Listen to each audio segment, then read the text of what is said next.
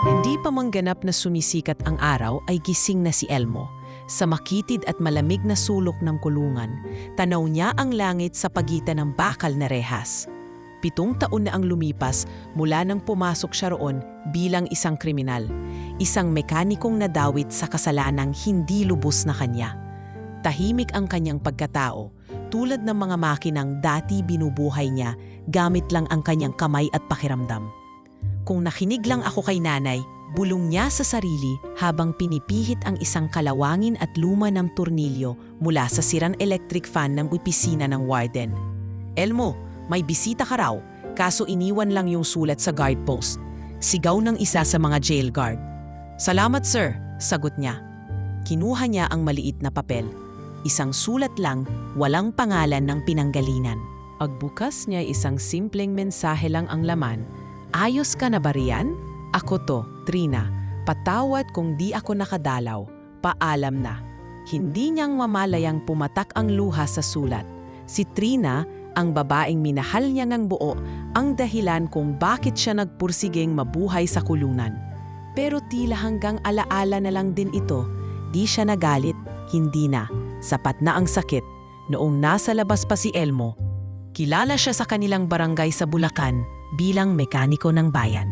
Kahit luma ang mga gamit, mahusay siyang mag-repair ng motorsiklo, tricycle at kahit kotse ng barangay captain. Kaya nga lang, isang gabi ng disgrasya ang tumapos sa lahat. Inimbitahan siya ng kababata niyang si Lando para tumulong sa pag-aayos ng isang SUV. Di mo na kailangan magtanong, Elmo. Ayusin mo lang to gaya ng dati. Easy money lang, ani Lando noon. Hindi alam ni Elmo, carnap pa lang sasakyan. Nahuli silang dalawa at kahit wala siyang alam sa krimen, isinama siya sa kaso. Walang sapat na pera para sa abogado. Walang nakialam. Tuluyan siyang nakulong. Sa loob ng piitan, hindi niya pinabayaang mabulok ang sarili. Tuwing may masisirang bentilador, radyo o kuryente sa barracks, siya ang tinatawag. Oh, Elmo, magic mo nga ulit to. Ayaw na naman gumana. Sabi paminsan ng matandang preso, si Mang Arturo. Doon siya nakilala. Tinawag siyang mekaniko ng kulungan. Ginawa niya ang lahat para bumuti ang loob niya. Tumutulong sa kapwa preso, nagdarasal tuwing gabi, at umiiwas sa gulo. Pero habang siya ay unti-unting bumabangon, ang labas ay patuloy sa paglimot. Wala nang dumadalaw sa kanya. Wala na siyang natatanggap na liham, maliban sa iilang sulat na pabalik-balik niyan binabasa. Isang araw, tinawag siya ng warden. Elmo, seryoso ang tono ng opisyal. Na-recommend ka sa early release program. Yung mga record mo, malinis. Mababa ang risk mo. At ang mga gawa mo dito, malaking bagay. Hindi siya agad nakapagsalita. Parang binuhusan ng malamig na tubig ang kanyang katawan. Makakalaya ka sa susunod na buwan. Maghanda ka. Sa unang pagkakataon sa loob ng 7 taon, muli siyang lumingon sa langit. Huminga siya ng malalim. Salamat Diyos ko. Dumating ang araw ng paglaya. Bitbit niya ang isang kahon ng lumang gamit. Mga tools, isang lumang larawang pamilyar ang ngiti ni Trina. Ilang piraso ng damit at ang sira-sirang relo ng kanyang ama na siya ring nagturo sa kanya ng pagkukumpuni ng makina. Paglabas niya ng gate ng kulungan, hindi siya sinalubong ng kahit sino. Wala siyang cellphone. Wala siyang tiyak na pupuntahan. Isang tanging alaala lang ang nasa isip niya. Ang lumang gasolinahan sa may Sta Mesa, kung saan dati siyang nagpapahinga tuwing pauwi. Mula sa Bulacan, sumakay siya ng bus papuntang Maynila gamit ang maliit na perang ibinigay ng DSWD. Pagdating sa gasolinahan, hindi na iyon tulad ng dati. Marumi na ang paligid. May mga pakalat-kalat na tambay at halos sarado na ang dating repair area. Tumambay siya sa may waiting shed at doon nag-isip. Wala na akong matitirhan, bulong niya. Pero hindi rin siya pinanghinaan ng loob. Kinabukasan, gumising siyang maaga. Naghanap ng mapupwestuhan. Nang may nadaanan siyang lumang talyer sa Tondo, agad siyang nagtanong. Kailangan po ba ninyo ng extra hand? Marunong po ako sa makina. Kahit anong klase, Tumipig ang may-ari, si Mang Pepe. Mukha kang desidido. May alam ka ba talaga? Opo sir, pwede niyo po akong subukan. Walang bayad sa una. Pero kung makapasa ka sa test, tutulungan kitang maghanap ng referral. Tumango si Elmo.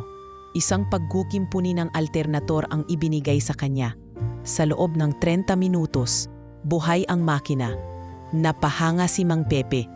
Bukas, balik ka. May ipapakilala ako sa iyo. Hindi alam ni Elmo na ang munting pagtanggap na iyon ay magiging susi sa muling pagbukas ng kanyang mundo. Ngunit higit sa lahat, hindi pa niya alam na sa mga susunod na araw, isang insidente sa kalsada ang magpapabago sa direksyon ng kanyang buhay at isang babae ang babaligtad sa lahat ng inaakala niyang imposible. Sa kabilang bahagi ng lungsod, sa isang eleganteng condo unit na tanaw ang syudad ng Makati. Naroroon si Margot Lim habang tahimik na nakaupo sa kanyang home office. Ang kanyang suot ay isang mamahaling silk robe, ngunit sa kabila ng kinang ng paligid ay halatang pagod ang kanyang mukha. Ang kanyang mga mata ay tila laging gising, palaging alerto, laging nagbabantay. Margot, 33 anyos, kilala sa industriya ng luxury vehicles bilang isa sa mga pinakamatatapang at pinakamatalinong negosyante. Mula sa pagkabata ay nasanay na siyang humawak ng kumpanya dahil maagang pumanaw ang kanyang ina at iniwan siya ng kanyang ama na sumama sa ibang pamilya. Lumaki siyang kasama ang lola na istrikto at palaging paalala ng responsibilidad. Ngunit ang pinakamasakit na aral sa kanyang buhay ay hindi galing sa pamilya, kundi sa pag-ibig. 7 taon na ang nakalipas. Ilang araw bago ang kanyang kasal, iniwan siya ng kanyang fiancé. Wala man lang paliwanag, isang liham lang ang iniwan. Patawarin mo ako. Hindi ko kayang tumbasan ang buhay na gusto mong abutin. Hindi na niya nakita pa ang lalaki. Simula noon, naging matibay ang kanyang desisyon. Walang sinuman ang muling makakabasad sa kanyang puso. Hindi lahat ng kumikinang ay ginto, at hindi lahat ng lalaking umingiti ay tapat. Ito ang madalas niyang sinasabi sa kanyang sarili tuwing may lalapit sa kanya para manligaw. Kaya kahit pa maganda siya, mayaman at hinahangaan, palaging mailap si Margot. Laging may pader, laging may distansya, sa araw-araw. Nakikita siyang personal na nag-i-inspeksyon ng showroom ng kanyang car dealership empire, Lim Lux Motors. Hindi siya tulad ng ibang mayayaman na nakaupo lang sa opisina. Sa halip, siya mismo ang nag-check ng mga makina, bumababa sa garahe, at minsan ay nakikipagtalo sa mga mekaniko kapag hindi siya kontento sa trabaho. Hindi ako nagbabayad ng milyon-milyong halaga para lang sa trabahong minadali. Ani Margot habang pinagmamasta ng isang Ferrari na may kasgas sa gilid. Tawagin si Greg, sabihin mong ayusin ito bago magtanghali. Kung hindi, palitan ko ng ibang manager ang branch na to. Agad na tumakbo ang assistant niya para tawagin ang team head. Ang mga tauhan niya ay may halo ng paghanga at takot sa kanya. Hindi dahil sa pagiging malupit, kundi sa pagiging sobrang demanding. Pero sa likod ng kanyang mahigpit na panlabas, may isang bahagi ng kanyang sarili na hindi na niya kayang ayusin, ang kawalan ng tiwala. Hindi lang sa lalaki, kundi sa kahit sinong taong tila may pakay. Isang beses, sa isang board meeting, iminungkahi ng isa sa kanyang investors na i-expand ang negosyo sa pamamagitan ng pakikipag-partner sa isang billionaire businessman mula Singapore. Mas maganda siguro kung bibigyan mo ng pagkakataong personal si Mr. Ang. He's interested. Nakangiting pahiwatig ng isa sa kanyang board members. Ngumiti si Margot pero malamig. If he's interested in the business, then we talk numbers. If he's interested in something else, then he should find a different kind of meeting. Tahimik ang buong silid. Walang naglakas loob sumagot. Sa kabila ng kanyang pagiging brusko, may iilang sandali na lumalabas ang kanyang pagiging totoo. Tuwing gabi, kapag mag-isa na siya sa bahay, binubuksan niya ang lumang kahon ng alaala. Nandoon ang nakatuping wedding gown na hindi kailanman nasuot, ang singsing na ibinalik sa kanya, at ang mga lumang sulat ng kanyang ina. Kung buhay ka lang sana ma, mahina niyang bulong minsan, habang nakatingin sa iisang larawang magkakasama silang tatlo ng kanyang ama at ina. Walang kaibigan si Margot na talagang malapit sa kanya. Kahit ang kanyang sekretarya, si Mayen, ay hindi rin niya pinapapasok sa kanyang personal na mundo. Ngunit alam ng lahat, may dahilan kung bakit ganyan siya. Kilala rin siya sa kanyang pagiging adik sa sasakyan. Minsan, naglalakbay siyang mag-isa gamit ang kanyang paboritong kotse, isang matandang BMW E30 na pamana pa ng kanyang ama. Sa sasakyang iyon siya natutong mag-drive at kahit may mga bagong model na sa kanyang showroom, hindi niya pa rin ito maipagpalit. Mas kilala ko pa ang tunog ng makina nito kaysa sa boses ng karamihan sa mga lalaki, biro niya minsan sa isang media interview. Ngunit sa likod ng mga jokes na iyon ay ang mas malalim na katotohanan. Wala na siyang tiwala sa dami ng panluloko, pagkabigo at pananakit. Naging panata na niya ang hindi na magpasilaw sa anumang uri ng romansa, lalo na kung ito ay manggagaling sa isang taong hindi niya kapantay. Ang masama, kahit sa mga empleyado niya, mahilig siyang humusga agad, lalo na sa mga may background na madilim o walang koneksyon. Kahit gaano kakagaling, pag may bahid ng kasalanan ang nakaraan mo, hindi ka dapat naririto. Minsang sinabi niya sa isang HR staff matapos niyang tanggihan ang aplikante na dating ex-convict. Ngunit hindi niya alam, ilang araw mula ngayon, sa isang maduming gasolinahan sa tabi ng highway, may isang lalaki na susubok ayusin ang kanyang nasirang sasakyan. Isang lalaki na walang dala kundi kaalaman at kahon ng lumang gamit. At sa isang biro, isang mapanghamong linya na siya rin mismo ang magbibitiw. Magbabago ang takbo ng buhay niya. Isang araw, pagod na pagod siya galing sa site inspection. Habang papauwi, biglang tumirik ang makina ng kanyang sports car sa gitna ng ulan. Hindi niya tinawagan ang kanyang driver. Hindi rin siya nagpatawag ng mekaniko sa kumpanya. Dahil sa inis at pagod, bumaba siya sa sasakyan. Nilandas ang ulan at sumigaw sa kalsada. Wala bang matinong lalaki sa mundong to na marunong umayos ng kotse? Wala pa siyang ideya na may lalaking lalapit. Di kilala. Mukhang galing sa probinsya. Mukhang pagod sa buhay. At ito ang simula ng isang kwentong hindi niya kailanmang pinangarap.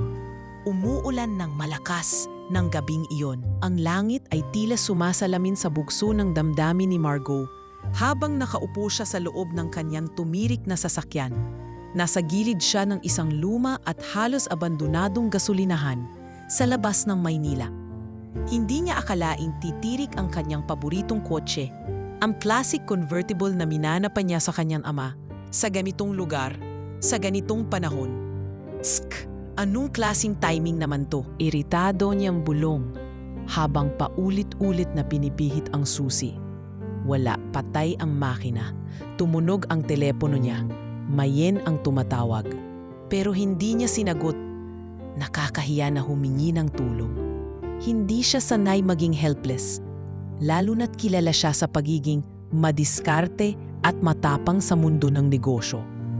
Bumaba siya ng sasakyan habang hawak ang kanyang mamahaling clutch bag at cellphone. Basang-basa ang kanyang mga takong at designer coat. Tumayo siya sa ilalim ng sirang bubong ng gas station, pilit pinoprotektahan ang sarili mula sa ulan. Mula sa kabilang dulo ng waiting shed, isang lalaking tahimik na nakaupo habang yakap ang lumang kahon ang napatayo. Mula ulo hanggang paa, basa na rin ito. May bitbit siyang lumang backpack at putikan ang sapatos. Ngunit kakaiba ang anyo nito. Hindi mukhang pulubi, pero hindi rin maikakailang hindi sanay sa ganitong paligid. Si Elmo iyon. Napansin niya agad ang babaeng tila nawawala, pero hindi siya agad lumapit. Pinagmasdan niya muna ito sa ilalim ng dilim. Mamahalin ang kasuotan, maangas ang tindig, pero halatang kinakabahan. Nang mapansin ni Margot ang kanyang presensya, bigla siyang lumapit, may halong pagtatanggol sa sarili. "Hoy, huwag kang lalapit ha! Wala akong dalang cash." Agad na sabi ni Margot, kunot noo habang iniiwas ang tingin. Napahinto si Elmo. Hindi niya inaasahang pagbibintangan siya agad. "Hindi ako magnanakaw, ma'am." Mahina Ngunit diretso niyang sagot, mukhang kailangan niyo lang ng tulong. Tumirik ba ang kotse niyo? Napatingin si Margot sa kanya. Hindi niya alam kung magagalit, matatawa o magpapasalamat. Mekanik ka ba? Mataray niyang tanong. Elmo po. Oo, marunong ako. Dating mekaniko sa talyer. Baka matulungan ko kayo. Sabi niya habang marahang lumalapit. Hindi ko kailangan ng tulong.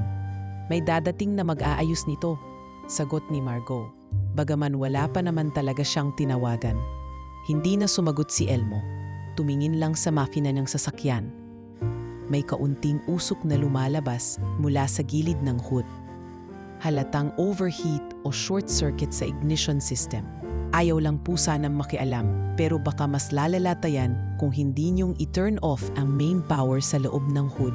Tahimik niyang sabi. Napatingin si Margot sa loob ng sasakyan. Hindi ako marunong yan, amin niya. Bagaman ayaw niyang aminin na wala siyang alam sa technical na aspeto ng kanyang sasakyan. Maari ko bang tingnan? Tanong ni Elmo, mahinahon. Ilang segundo ng katahimikan. Pagkatapos ay tumango si Margot, hindi makatingin ng diretsyo. Binuksan ni Elmo ang hood. Kumuha ng maliit na screwdriver mula sa kanyang kahon. Ilang sandali pa lang ay tumigil ng pag-usok. Mula sa simpleng inspeksyon, nakita na agad niya ang problema. May luma ng wiring na kailangang palitan. May water damage rin sa ilang bahagi ng fuse box. Hindi po ito madali kung sa iba nyo ipapaayos. Pero kung may tools ako, kaya ko itong patakbuhin kahit pansamantala, sabi ni Elmo. Napatingin si Margot, bahagyang nakakunot pa rin ang noo. Gaano katagal? Baka 15 minutos lang. Napailing si Margot, parang hindi makapaniwala. 15 minutes? Akala ko kailangan ng buong team yan. Sa service center nga, hindi ka bababa sa 3 oras. Ngumiti lang si Elmo at nag-umpisang kumilos. Habang nagtatrabaho siya, hindi maiwasan ni Margot ang mapatingin. Maayos ang pagkilos ni Elmo. May kumpiyansa, may disiplina. Hindi siya tulad ng inaakala niyang mga lalaking tambay o scammer.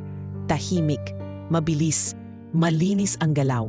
Makalipas ng halos 15 minuto, pinaandar niya ang makina. Vroom, buhay, maayos ang takbo. Walang usok, walang palya. Nagulat si Margot. Napatingin siya kay Elmo na parang ngayon lang niya ito tiningnan ng buo. Paano mo nagawa yon? Tanong niya, bahagyang lumambot ang tono. Elmo nga po pala. Medyo matagal na rin akong walang trabaho. Nakalaya lang din po ako. Kamakailan, maingat niyang pag-amin. Napaatras ng bahagya si Margot, nanlamig ang titig. Nasa kulungan ka? Tumango si Elmo, pero hindi tumiklop ang likod. May pagkakamali akong napasukan dati. Pero hindi ibig sabihin noon, wala na akong karapatang tumulong. Natahimik si Margot. Hindi siya sanay na makausap ng ganito. Simple, diretso, totoo. Saglit pa'y ngumiti si Elmo. Kung may problema pa po ang kotse niyo, andito lang ako. Hindi niyo kailangang magtiwala agad. Pero minsan, kahit sa maduming lugar, may mga bagay pa ring pwedeng ayusin. Napamiti si Margot. Hindi niya alam kung dahil ba sa galing ni Elmo o dahil sa kakaibang tapang nitong magsalita ng katotohanan. Tumingin siya sa orasan. Hating gabi na. Bago siya sumakay, bigla niyang binitiwan ang isang linya. Hindi niya alam kung biro lang ba o seryoso.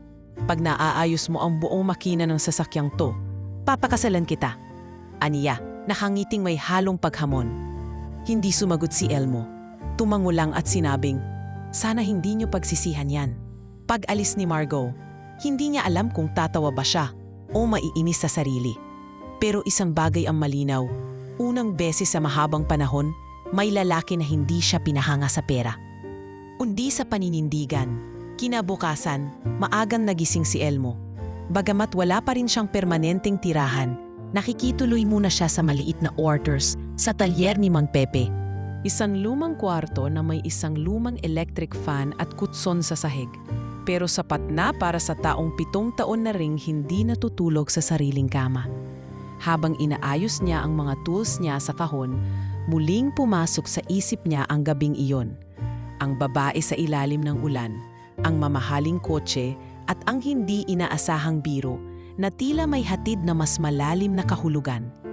Pag naaayos mo ang buong makina ng sasakyang to, papakasalan kita. Napailing si Elmo. Biro lang, yon, bulong niya. Hindi naman mangyayari. Subalit sa kabila ng pagbaliwala niya, may kumislot sa kanyang dibdib. Hindi dahil sa sinabi ng babae, kundi sa kakaibang tapang ng kanyang presensya. Bihira siyang makakita ng babaeng may ganoong tindig. May angas, ngunit may kirot din sa mga mata. Ang mga katulad ni Margot Lim ay hindi basta-basta lumalabas sa mga buhay ng gaya niyang may bahid ng kulungan. Samantala, sa headquarters ng Lim Lux Motors sa BGC, abala si Margot sa kanyang opisina habang pinagmamasdan ang CCTV footage ng mga branch na hawak niya. Sa likod ng kanyang katahimikan, hindi rin niyang makalimutan ang engkwentro kagabi. Hindi niya alam kung ano ang pumasok sa isip niya at nasabi ang ganoong biro. Papakasalan kita, napahawak siya sa sentido at bahagyang napatawa. Ma'am Margot? Putol ni Mayen habang pumapasok sa opisina. Yes, pinapaalala lang po ni Sir Greg na ongoing na po yung search for additional mechanics for the antique car line restoration project. Napatingin si Margot sa listahan. Ilang aplikante, karamihan ay galing sa mga technical schools. Pero tila wala ni isa sa kanila ang tumatak sa kanya. Puro credentials, puro diploma, pero walang bakas ng tunay na pagkakayon. Sige, Ania, payaan mong makapasok ang kahit isang walk-in. Gusto kong makita kung may matatapang pa ring mekaniko ngayon. Yes, ma'am, sagot ni Mayen. Sa kabila ng hindi pagkikilala kay Elmo, may pakiwari si Margot na kailangang hanapin muli ang lalaking iyon. Hindi para sa biro, kundi para sa talento nitong bihirang-bihira na. Minsan lang siya humanga at mas bihira pa ang may ganung tapang magsabi ng totoo sa kanya. Samantala, sa isang karinderyang malapit sa gasolinahan, umupo si Elmo upang mag-almusal gamit ang kaunting perang kinita niya sa pagpapakumpuni ng tricycle kay Ma'am Pepe. Oh, Elmo, nabalitaan ko ang ginawa mo kagabi. Bati ng matandang lalaki sa karinderya. Ha? Ano po? Yung babae na may mamahaling kotse. Sabi ng mga tambay, ikaw daw nag-ayos. Pinangakuan ka pa raw ng kasal? Napakamat sa ulo si Elmo. Napadaan lang po ako. Tumirik yung sasakyan niya. Ayos lang po yun. Grabe naman yun. Ang dami naming naririnig na kwento. Sikat ka na pala. Hehe. Nagkibit balikat lang si Elmo. Hindi niya ginustong pag-usapan pa. Pero hindi niya alam, ang iilang tambay at mga mekaniko na nakakita sa kanya ng gabing iyon ay nauna nang nagkalat ng kwento. Sa social media page ng mga lokal na car enthusiast, may nagpost, may tumulong daw sa tumirik na BMW kagabi sa Stamesa. Walang bayad, hindi humingi ng kapalit. Tapos pinigyan pa raw ng pangakong papakasalan siya pag nagawa ang makina. Haha, paka next love story na to. Ilang oras lang, nag-viral ang post. May mga memes na rin, may caption pa. Pag mekaniko ka, may pag-asa ka rin sa milyonarya. Hindi alam ni Elmo na habang siya'y nagkakape sa gilid ng kalsada, ang mukha niya kahit kuha lang sa CCTV ng gasolinahan ay pinagkakakaguluhan na ng netizens. Sa headquarters ni Margot, habang nagpapahinga, napadaan sa newsfeed ng personal assistant niya ang post. Ma'am, kayo po ba to? Tanong ni Mayen habang pinapakita ang meme. Napasinghap si Margot. Oh my God! Hindi niya alam kung matatawa siya o magagalit. Pero isang bagay ang sigurado. Ang isang biro ay naging laman ng kwentuhan ng bayan. Delete that, mariing utos niya. Pero huli na ang lahat. Kumalat na ang kwento at habang mas marami ang tumatawa sa pangakong wala naman daw saysay, may isang lalaking tahimik lang sa sulok. Naniniwala na ang kahit birong linya ay pwedeng maging totoo kung pagbubutihin mo ang trabaho mo. At sa di inaasahang pagkakataon, dumating si Mang Pepe na may dalang papel. Elmo, may tumawag mula sa Lim Lux Motors. Nangangailangan daw sila ng mekaniko para sa restoration project. Hinahanap ka raw. Hinahanap ako? Tanong ni Elmo, gulat. Oo, ewan ko kung anong ginawa mo sa babae kagabi, pero mukhang hindi lang makina ang naandar mo. Napangiti si Elmo, bahagyang lumingon sa langit. Mukhang panahon na ulit para magtulak ng wrench. At sa loob ng ilang araw, ang isang biro na binitawan sa ilalim ng kulan ay magiging simula ng paglalakbay pabalik sa dignidad, pabalik sa tiwala, at marahil papunta sa pag-ibig na kahit kailan ay hindi niya inakalang kaya niyang maranasan muli. Umaga pa lamang ay nandoon na si Elmo sa harap ng opisina ng Limlax Motors. Nakaayos ang buhok, suot ang tanging polo na hindi pa kupas at dala ang lumang kahon ng kanyang mga gamit. Sa likod ng kumpiyansang bitbit niya ay naruroon pa rin ang kaba. Hindi dahil sa trabaho, kundi sa kung anong klaseng pagtanggap ang matatanggap niya mula sa loob. Mula sa labas, tila palasyo ang gusali. Makintab ang salamin, puti at itim ang kombinasyon ng kulay, at may logo ng isang pakpak na naka-embos sa main door. Hindi ito ang klase ng lugar na iniisip mong papasukan ng isang ex-convict na gaya niya. Pero narito siya, at wala na siyang balak umatras. "Good morning, sir. May appointment po ba kayo?" Tanong ng receptionist, bahagyang nag-aalinlangan sa itsura niyang simple. "Elmo Villanueva po, sabi po ni Mang Pepe, ipinaschedule daw ako para sa screening ng mekaniko." Sagot niya, maayos ang tono. Sandaling tumingin ang receptionist sa listahan. "Yes, naka-note nga po, saglit lang po. May tatawagin lang ako para samahan kayo sa garage area." Habang hinihintay, napatiting si Elmo sa loob ng building. Lahat ay formal, malinis at makabago. Lahat ng dumadaan ay mukhang mga edukado, maayos ang tindig at tila galing sa malalaking eskwelahan. Hindi siya nagpakita ng kaba, pero sa loob-loob niya ay nararamdaman niyang hindi siya narito para lang sumubok. Parang dapat niyang patunayan ang buong pagkatao niya. Maya-maya pa'y dumating ang isang lalaking matangkad, naka-jumpsuit na branded at may hawak na clipboard. "Villanueva, di ba?" Tanong nito habang nakataas ang kilay. "Opo, ako po si Elmo." Sagot niya sabay abot ng kamay. Ngunit hindi siya sinagot ng ngiti. Bagkus ay isinulyapan lang siya ng lalaki at agad lumakad. "Ako si Greg, senior mechanic dito at supervisor sa restoration line. Sumunod ka, titingnan natin kung may silbi ka." Hindi na lang umimik si Elmo at sumunod. Sa likod ng hangin ni Greg ay amoy niya ang paghusga at parang hindi ito magiging madali. Pagpasok sa garage area, sinalubong siya ng isang malawak na espasyo na puno ng mga mamahaling sasakyan. Ferrari, Aston Martin, Mustang, pati isang vintage Rolls-Royce na tila hindi na gumagalaw sa tagal. Naroon din ang ilan pang mekaniko na abala sa trabaho. Karamihan ay tila bata pa, malinis sa uniforme, at parang hindi pa nakakaranas magtrabaho sa ilalim ng araw. "Oh, mga bata, may bago tayong guest galing sa kulungan." Biro ni Greg habang tinatapik ang clipboard. "Ipatest natin sa kanya yung lumang Porsche 911 na ayaw pa andarin ng kahit sinong intern." Napatingin kay Elmo ang ilang mekaniko. May ilan na napangiti ng patago, ang iba'y tahasang napakunot ang noo. Hindi nagpadaig si Elmo. Tiningnan lang niya ang sasakyang tinuro ni Greg, isang itim na Porsche na halatang ilang taon nang hindi naaalagaan. Biyak ang ilang bahagi ng paint finish at halatang wala nang naglakas loob na galawin pa ito. "Kaya mo ba yan?" tanong ni Greg habang parang hinihintay ang kabiguan niya. "Kung papayagan niyo po, pwede ko pong silipin," sagot ni Elmo. Nagkatinginan ang ibang mekaniko, parang eksena sa pelikula kung saan ang bida ay papasok sa gyera. Pero ang mga nanonood ay inaasahan ng matatalo siya.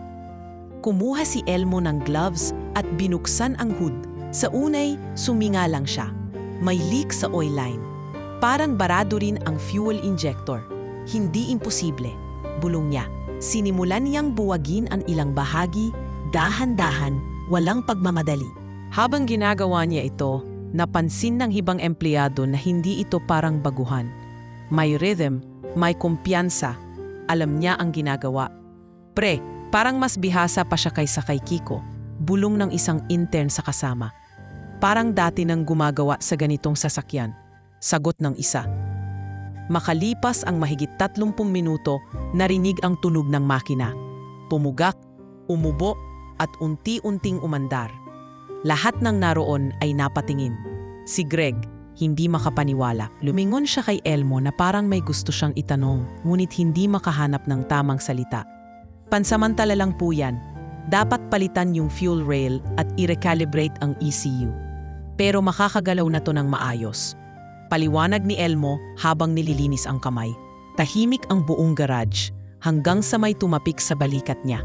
Si Miss Margot, nakasuot ng simpleng itim na blazer at may hawak na tablet. Hindi niya inaasahang nandoon pala ito. Impressive, sabi ni Margot. Ikaw pala yung sa gas station. Nagkatinginan silang dalawa. Hindi nagbago ang mukha ni Elmo. Direkta ang tingin. Hindi siya nagpanggap na kilala agad ang babae. Hindi rin siya nangulit. Hindi ko alam na dito ka nagtatrabaho, sabi ni Elmo, mahinahon.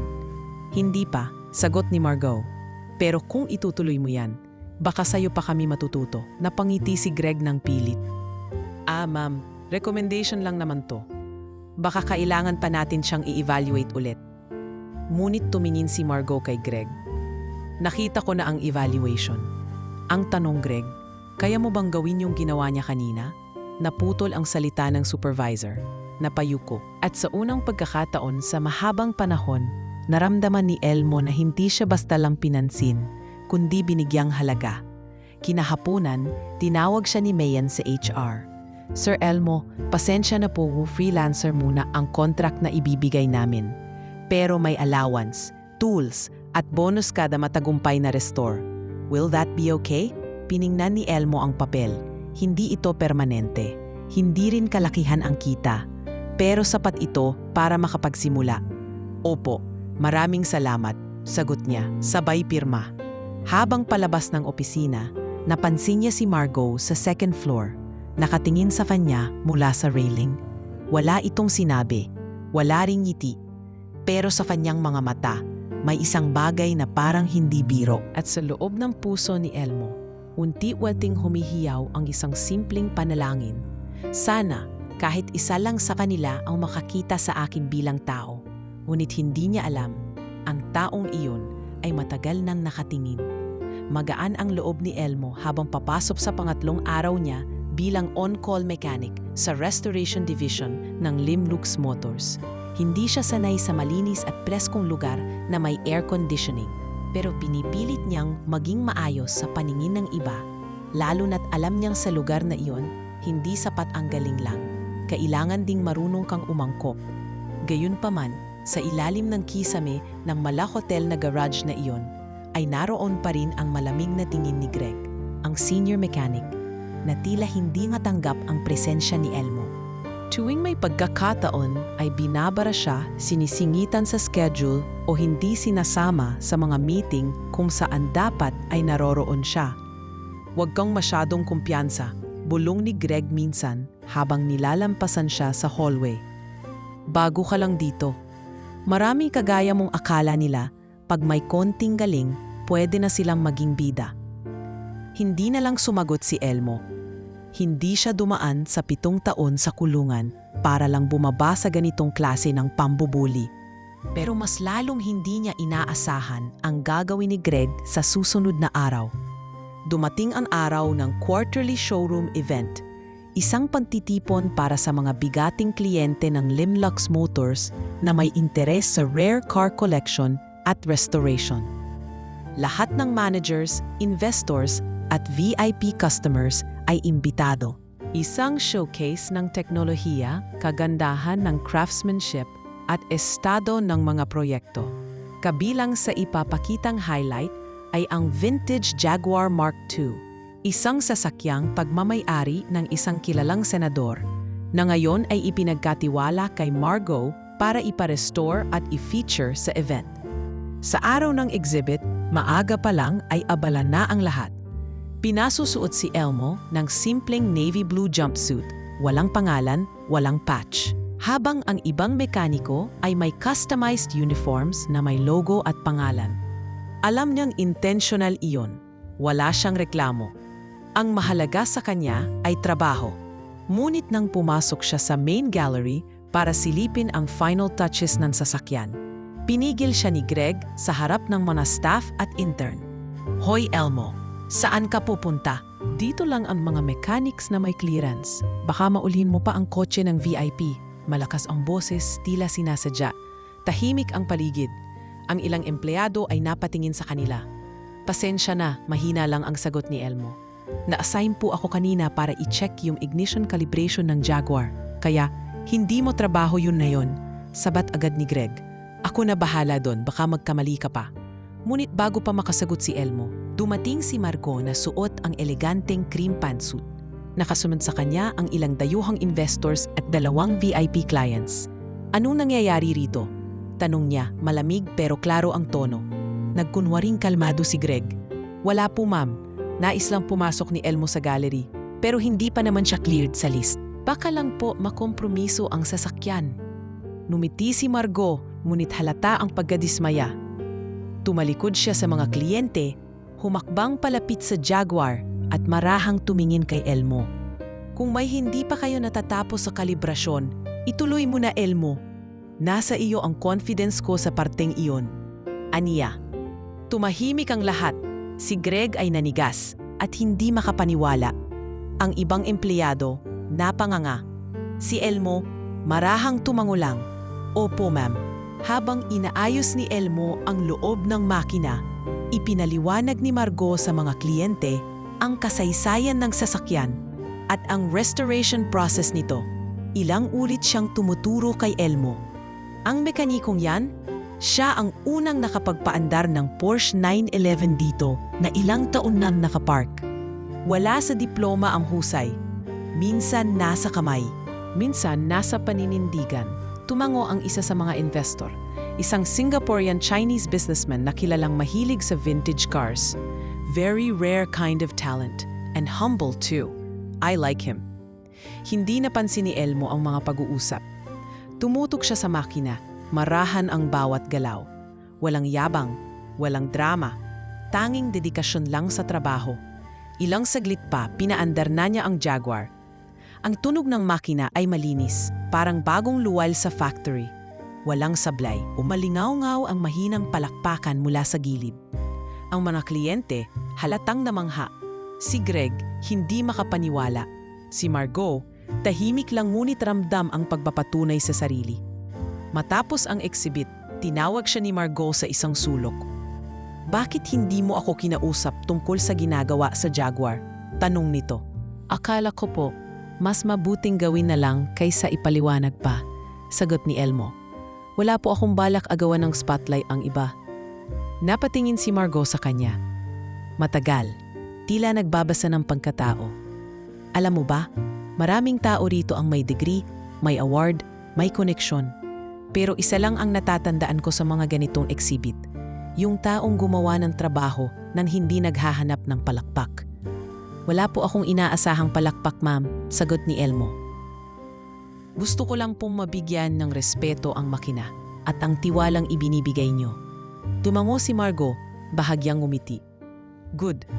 Sa gabing iyon, habang nakaupo si Elmo sa tapat ng maliit na mesa sa loob ng quarters sa talyer, hawak niya ang lumang screwdriver na pamana ng kanyang ama. Napaisip siya. Hindi niya akalaing mapapahiya siya sa harap ng mga tao. Pero sa huli, ang sariling gawa pa rin ang nagsalita para sa kanya. Hindi niya kailangan ng mahabang paliwanag o pagtatanggol. Minsan, ang mga tao ay tumatawa sa nakaraan mo.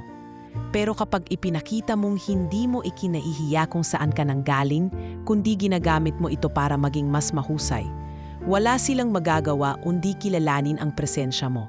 At sa unang pagkakataon, mula nang siya'y lumaya, naramdaman niyang hindi lang siya basta mekaniko sa ilalim ng araw. Isa siyang tao na may halaga. At sa mundong puno ng judgment, sapat na ang isang taong naniniwala para simulan mong maniwala muli sa sarili mo. Isang linggo na ang lumipas mula nang ginulat ni Elmo ang lahat sa exhibit. Ngunit kahit tila unti-unti nang tinatanggap siya ng ilang empleyado at kliyente ng Limlux Motors, hindi pa rin nawawala ang mapanuring mata ni Greg, pati na rin ang malamig na distansya ni Margot. Ngunit sa likod ng pader na iyon, unti-unti nang may nababasag. Tuwing umaga, dumadalaw si Margot sa restoration garage. Dati, lingguhan lang ang pagbisita niya sa lugar na iyon, Ngunit ngayon, araw-araw siyang dumadaan, kahit wala naman siyang malinaw na rason. Tahimik lang siyang nagmamasid habang abala si Elmo sa pagkakalas at pagkakabit ng mga piyesa. Tahimik, ngunit puno ng sigla. May napansin ka ba sa pagkabit ng clutch cable? Tanong ni Margot, minsang napadako sa gilid ni Elmo. Bahagyang nagulat si Elmo, ngunit agad din siyang ngumiti. Medyo bitin po ang tensyon. Pero inadjust ko na kanina. Tumango si Margot. Hindi sinabi ng diagnostic system. Hindi po lahat na de-detect ng computer, sagot ni Elmo. Minsan, pakiramdaman lang talaga. Sa isang iglap, parang may kakaibang init na bumalot sa pagitan nila. Hindi ito romantiko, kundi isang uri ng paggalang, ng pagkakaintindihan sa gitna ng dalawang magkaibang mundo. Minsang napadaan si Margot habang nagpapaayos ng air conditioning unit ang opisina. Nakita niyang tinutulungan ni Elmo ang isang janitor na sinumpong ng rayuma habang nagbubuhat ng mga kompresor sa likod. Elmo, hindi mo naman trabaho yan, ani Margot habang papalapit. Nakita ko lang pong nahirapan si Mang Oka. Mas mabigat yata ang pasa niya kaysa sa motor ng sasakyan. Sagot niya habang pinapahinga ang katawan. Napangiti si Margot. Noon lang siya nakarinig ng ganitong linya mula sa isang empleyado. Kinagabihan, habang mag-isa si Margot sa kanyang kondo, nakaupo siya sa tapat ng wine glass. Habang pinagmamasdan ang lungsod mula sa itaas, muling pumasok sa isip niya ang mukha ni Elmo. Ang tikas nito tuwing nagtatrabaho. Ang pagiging tahimik ngunit laging alerto. Ang pananalitang may timbang kahit hindi malakas ang tinig. Ano ba tong iniisip ko? Bulong niya sa sarili. Just because he's different doesn't mean he's special. Ngunit sa ilalim ng kanyang mga tanong, isang tanong ang pinakamatindi.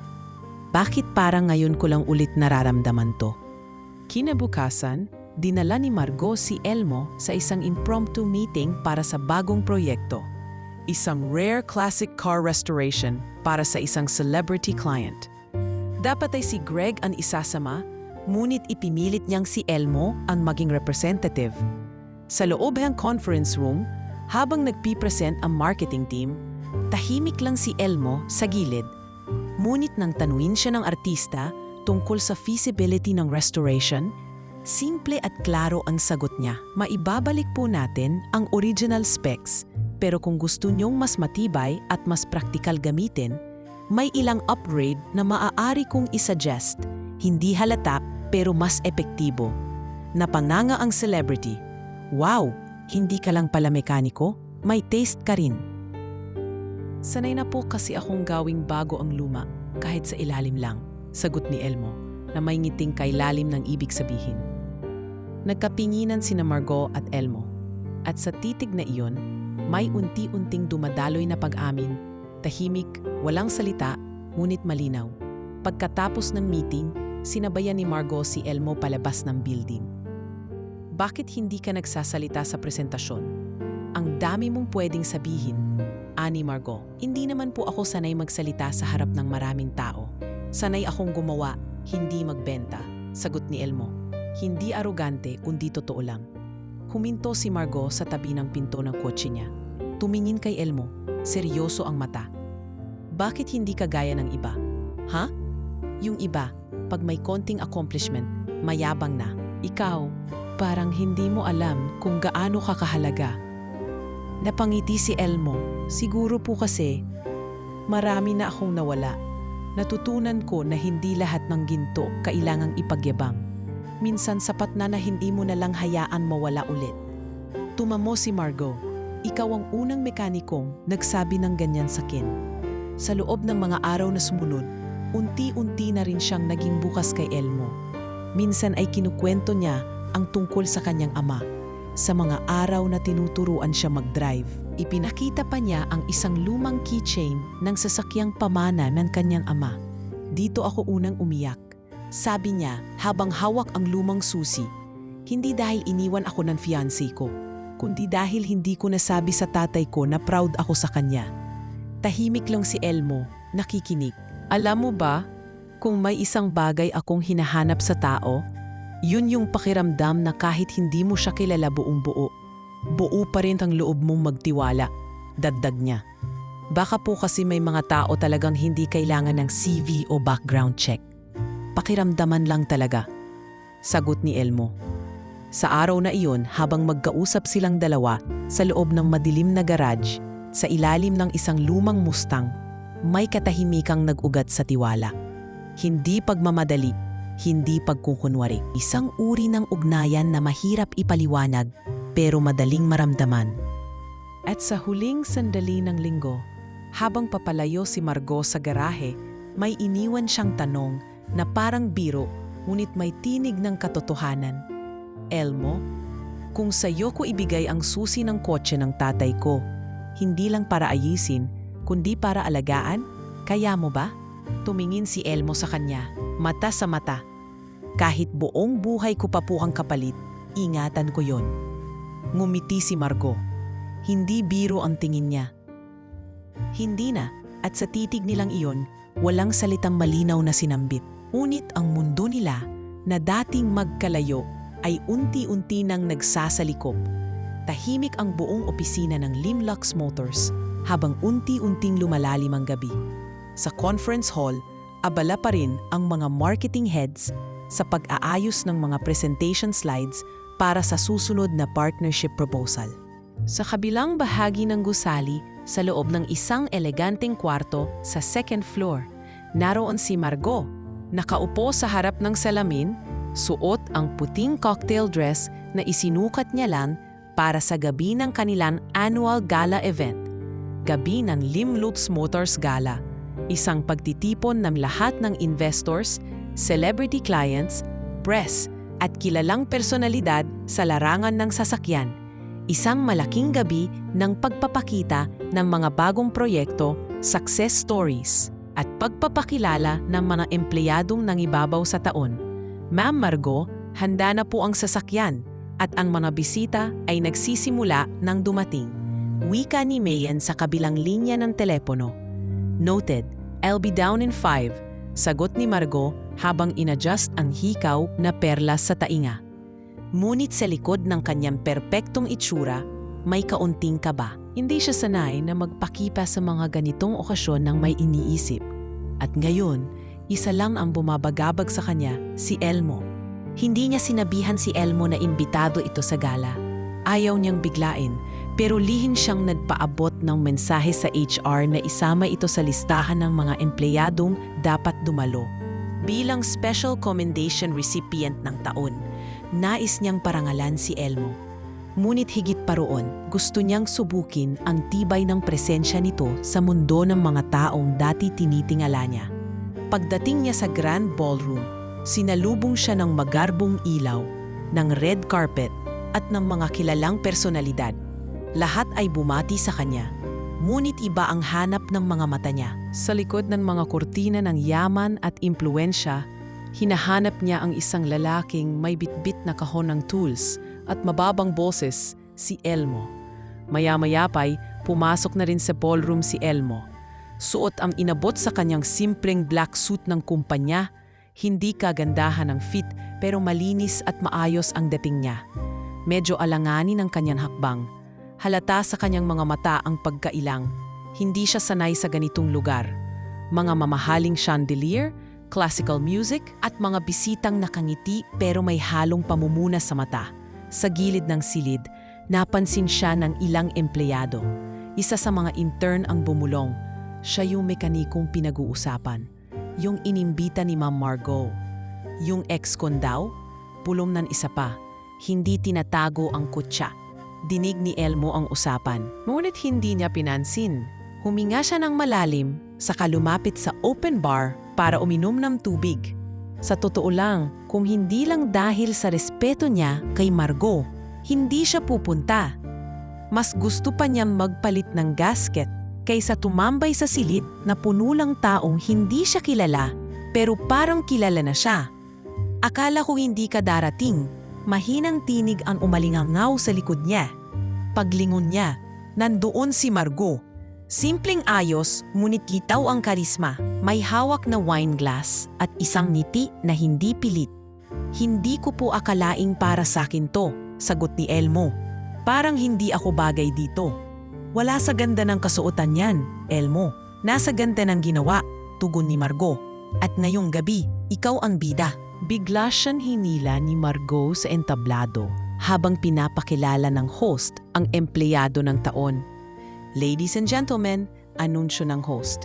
Isang mekaniko na hindi lamang umayos ng makina kundi nagpatibay sa tiwala ng kumpanya sa kakayahan ng bawat Pilipino, Mr. Elmo Villanueva. Tumunog ang marahang palakpakan. May mga tumayo, may ilan pa ring napapailing. Ngunit malinaw sa entablado kung sino ang nakatayo ng tuwid at may dangal. Si Elmo, bit-bit ang kanyang sarili. Walang ipinagyayabang, tanging tahimik na paninindigan. Pagkababa nila ng stage, biglang lumapit si Greg, tila umining ng lakas ng loob mula sa alak. Ang bilis mo namang nakyat, pre, ani Greg, may halong sarkasmo. Pumunta ka lang dito para magpakitang gilas? Di mo na kailangang umasta parang hero. Tahimik si Elmo. Ngunit sa gilid ay agad na lumapit si Margot. Greg, matigas ang tinig niya. Kung may problema ka sa desisyon ko, sabihin mo sa board. Pero ngayong gabi, hindi kita papayagang sirain ang respeto ng taong nagtrabaho ng marangal. Natahimik si Gren, bahagyang ngumisi at tumalikod. Pagkaraan ng ilang minuto, dinala ni Margot si Elmo sa garden ng hotel, malayo sa ingay at kamera. Alam kong hindi ka sanay sa atensyon.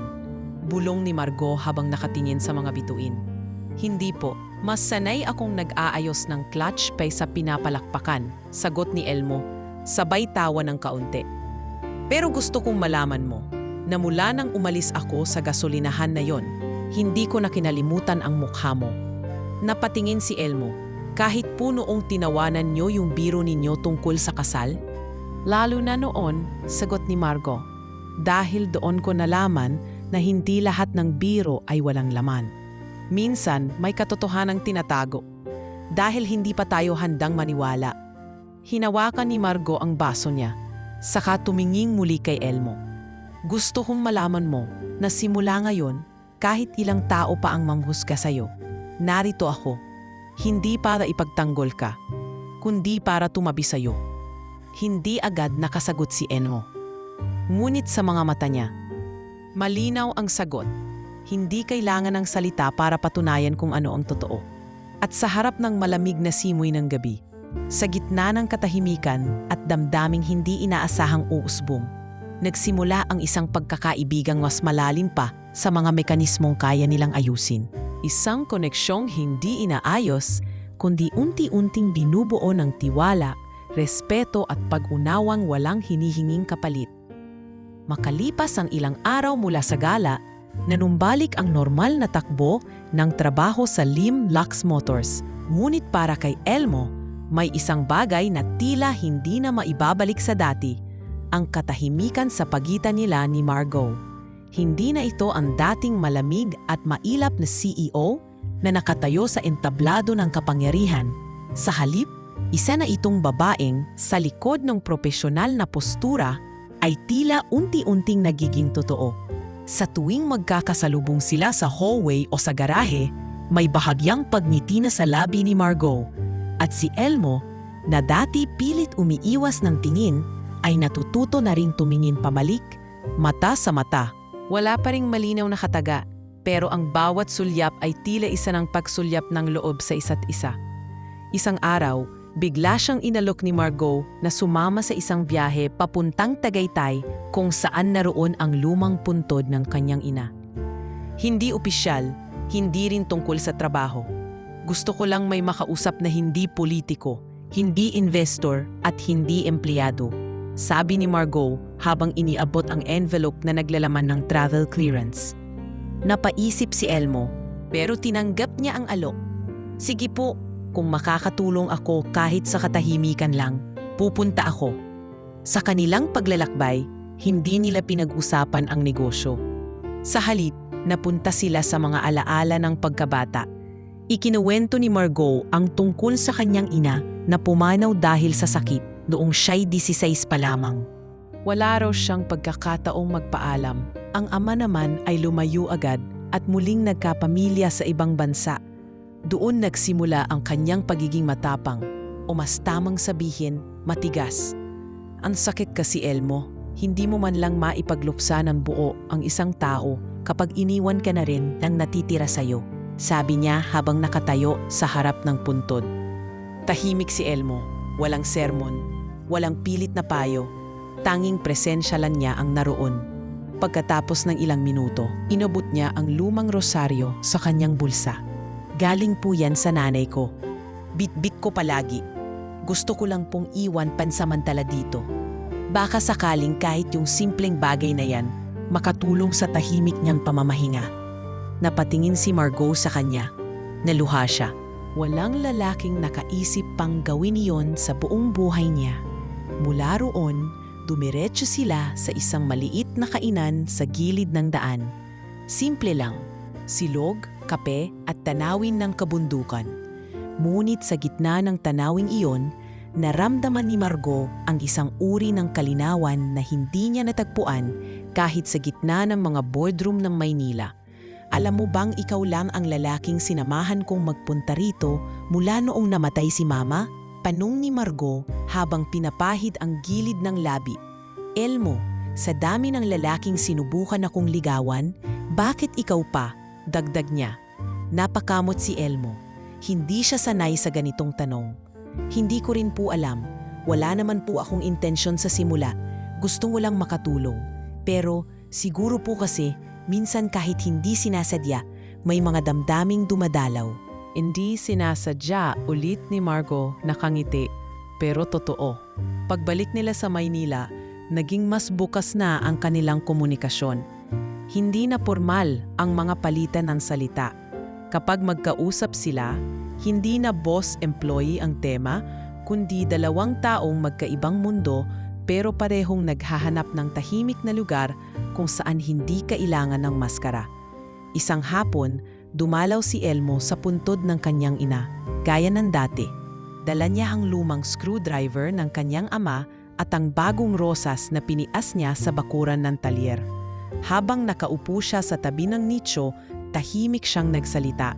Nay, may nakilala po akong babae. Hindi ko po siya pinangarap. Hindi ko rin po alam kung dapat po siyang mahalin. Pero sa tuwing kasama ko siya, parang natatahimik ang lahat. Lumipas ang ilang sandali. Maya-maya'y may humintong kotse sa gilid ng sementeryo. Bumaba si Margot, suot ang simpleng blouse at jeans, malayo sa kilalang estilo niya. Naalala mong sabi mo, bit-bit mo lagi ang rosaryo ng nanay mo? Wika niya habang palapit. Nakita ko kanina sa puntod ni Mama. Naisip ko, baka pwede mong kunin ulit. Bakit mi po dinala? Tanong ni Elmo. Dahil sa oras ng pagdarasal ko kanina, ikaw ang naiisip ko. Tumigil ang mundo ni Elmo sa sandaling iyon. Hindi niya inakalang may ganitong pagkakataong darating. Hindi siya makapagsalita. Pero ang mga mata nila ay nagtagpo. At sa pagitan ng mga titig na iyon, may umusbong na damdaming hindi planado. Hindi sinadya, pero tunay. Margot, mahina niyang sambit. Ayokong masira ang magandang nasimulan natin. Hindi mo masisira ito, Elmo, sagot ni Margot. Dahil hindi kita minahal bilang empleyado, minahal kita bilang ikaw. At sa gitna ng katahimikan ng lumang sementeryo, dalawang pusong galing sa magkaibang mundo ang nagtagpo. Hindi dahil sinadya, kundi dahil sa dami ng sugat. May mga kaluluwang natutong maghilom sa isa't isa. At doon nagsimula ang pag-ibig, hindi sa salitang matamis, kundi sa pagtanggap. Hindi sa pangako, kundi sa presensya. Hindi sa plano, kundi sa pagkakataong dumating nang hindi inaasahan. Mainit ang araw, ngunit malamig ang hangin sa conference hall ng Limlux Motors. Sa kabila ng tila ordinaryong araw para sa karamihan, isang di inaasahang pangyayari ang gugulo sa katahimikang kanilang binubuo. Isang pagsubok na hindi tungkol sa makina, kundi sa tiwala. Habang abala si Elmo sa pag-aayos ng isang imported na Ford GT, napansin niyang nagkakagulo ang ilang staff sa opisina ng PR department. May hawak silang papel, cellphone at parang may bagong balita. Naramdaman niya ang tensyon pero pinilit niyang manatiling tahimik. Pagtalipas ng ilang minuto, tinawag siya ni Mayen, mukhang aligaga. Elmo, Kailangan ka ni Ma'am Margot sa executive office. Ngayon na, mahigpit ang tono. Tahimik siyang tumayo, pinunasan ang kamay at sumunod.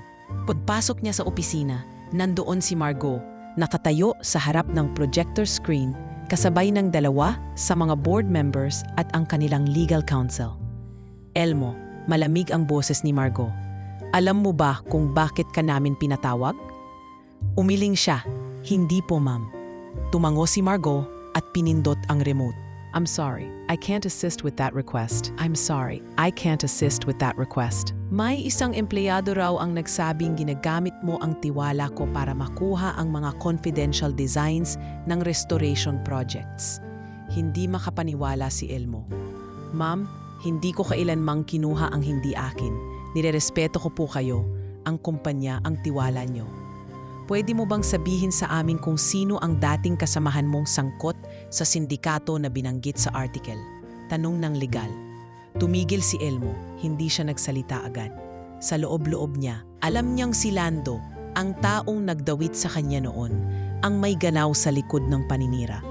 Nitong nakaraan lang ay nabalitaan niyang nasa Maynila na ito muli. May bagong pangalan at tila naghahanap ng pagkakaperahan. Wala na po akong connection sa taong yon. Pero kung gusto niyong paimbestigahan ang gamit ko, ang laptop o kahit locker ko, malaya kayong gawin, aniya. Tahimik ang lahat. Tumingin si Margot sa mga board members. Bigyan natin siya ng 3 araw para patunayan ang kanyang panig. Pero habang ongoing ang investigasyon, kailangan siyang i-relieve muna sa trabaho. Tumango ang lahat. Si Elmo, walang imik. Tumayo siya, lumingon kay Margot, pero hindi para magalit, kundi para magtanong. Ma'am, naniniwala pa rin po ba kayo sa akin? Hindi agad sumagot si Margot. Sa halip, yumuko siya, nagbuntong hininga. Elmo, gusto kong maniwala, pero hindi lang ako ang may hawak ng desisyon ngayon. Tumango si Elmo.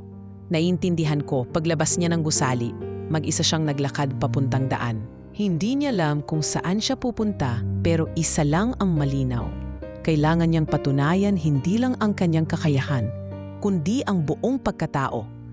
Kinagabihan, tinawagan siya ni Mang Pete mula sa dating talyer. Elmo, nakita ko ang balita. Kung gusto mong bumalik dito pansamantala, bukas ang pinto, ani ng matanda. Salamat po, Mang Pepe. Pero may kailangan pa po akong tapusin, sagot niya. Samantala, sa kabilang banda, hindi mapakali si Margot. Binuksan niya ang CCTV replay ng mga huling araw. Pinanood niya si Elmo habang tumutulong sa mga janitor. Nag-aayos ng wiring sa hindi bahagi ng kanyang trabaho at kinakausap ang mga intern na parang kapantay niya lang. Hindi yan ang taong gagawa ng paninira, bulong niya. Ngunit wala siyang ebidensya para ipagtanggol si Elmo sa board. Kinabukasan, napagdesisyonan ni Margot na hanapin si Elmo. Natagpuan niya ito sa isang lumang parking lot sa gilid ng Pasig.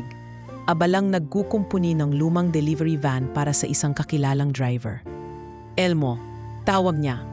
Lumingon si Elmo, medyo madungis ang mukha, pawisan, pero matatag ang tindig.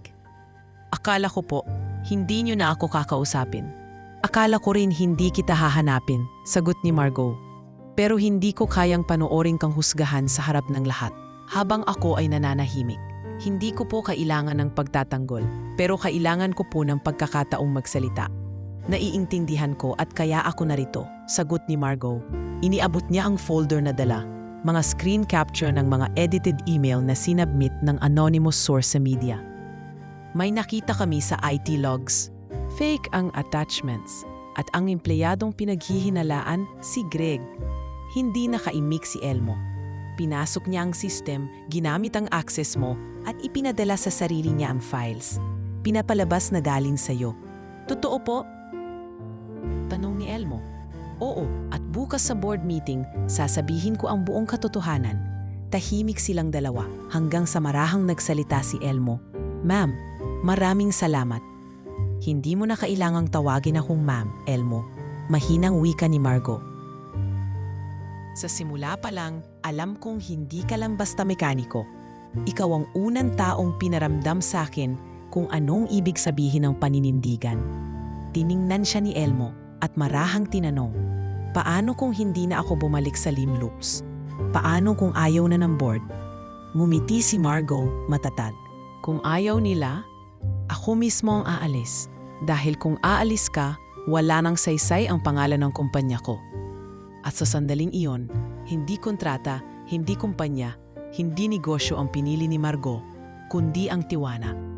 At para kay Elmo, ina ang pinakamahalagang bahagi ng pagkatao na matagal nang ipinagkait sa kanya. Ang mapagkatiwalaan, hindi dahil sa papel, kundi dahil sa paninindigan. Matapos ang matinding tensyon at paninira, nagbago ang ihip ng hangin sa loob ng Limloops Motors. Isang emergency board meeting ang ipinatawag ni Margot at sa harap ng lahat ng senior executives, investors at empleyado, buong tapang niyang isinulong ang katotohanan. Ipinakita ng forensics report mula sa IT department na may internal breach ng account ni Elmo Villanueva.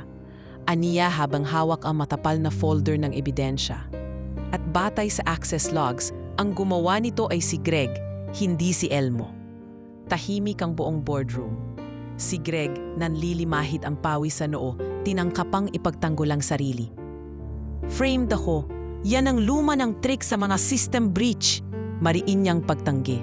Ngunit sabay-sabay na tumayo ang 3 miyembro ng board at ang pinakamatandang investor ang sumagot.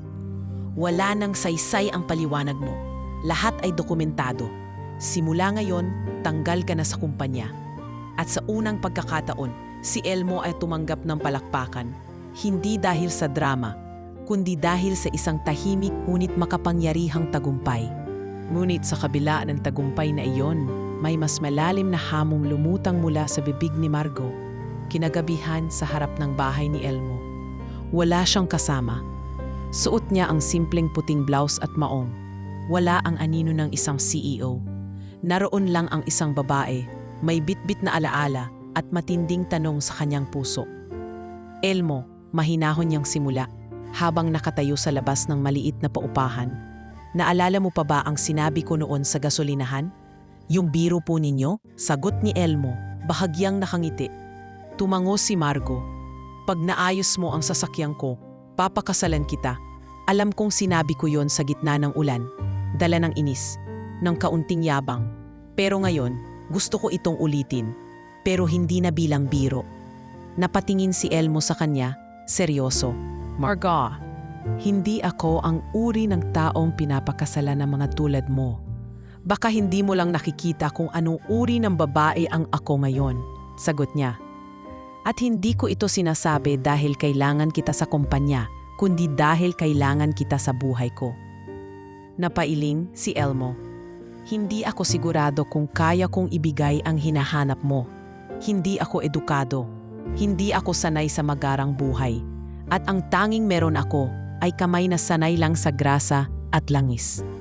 Hindi ko kailanman hinanap ang lalaking mayaman, Elmo.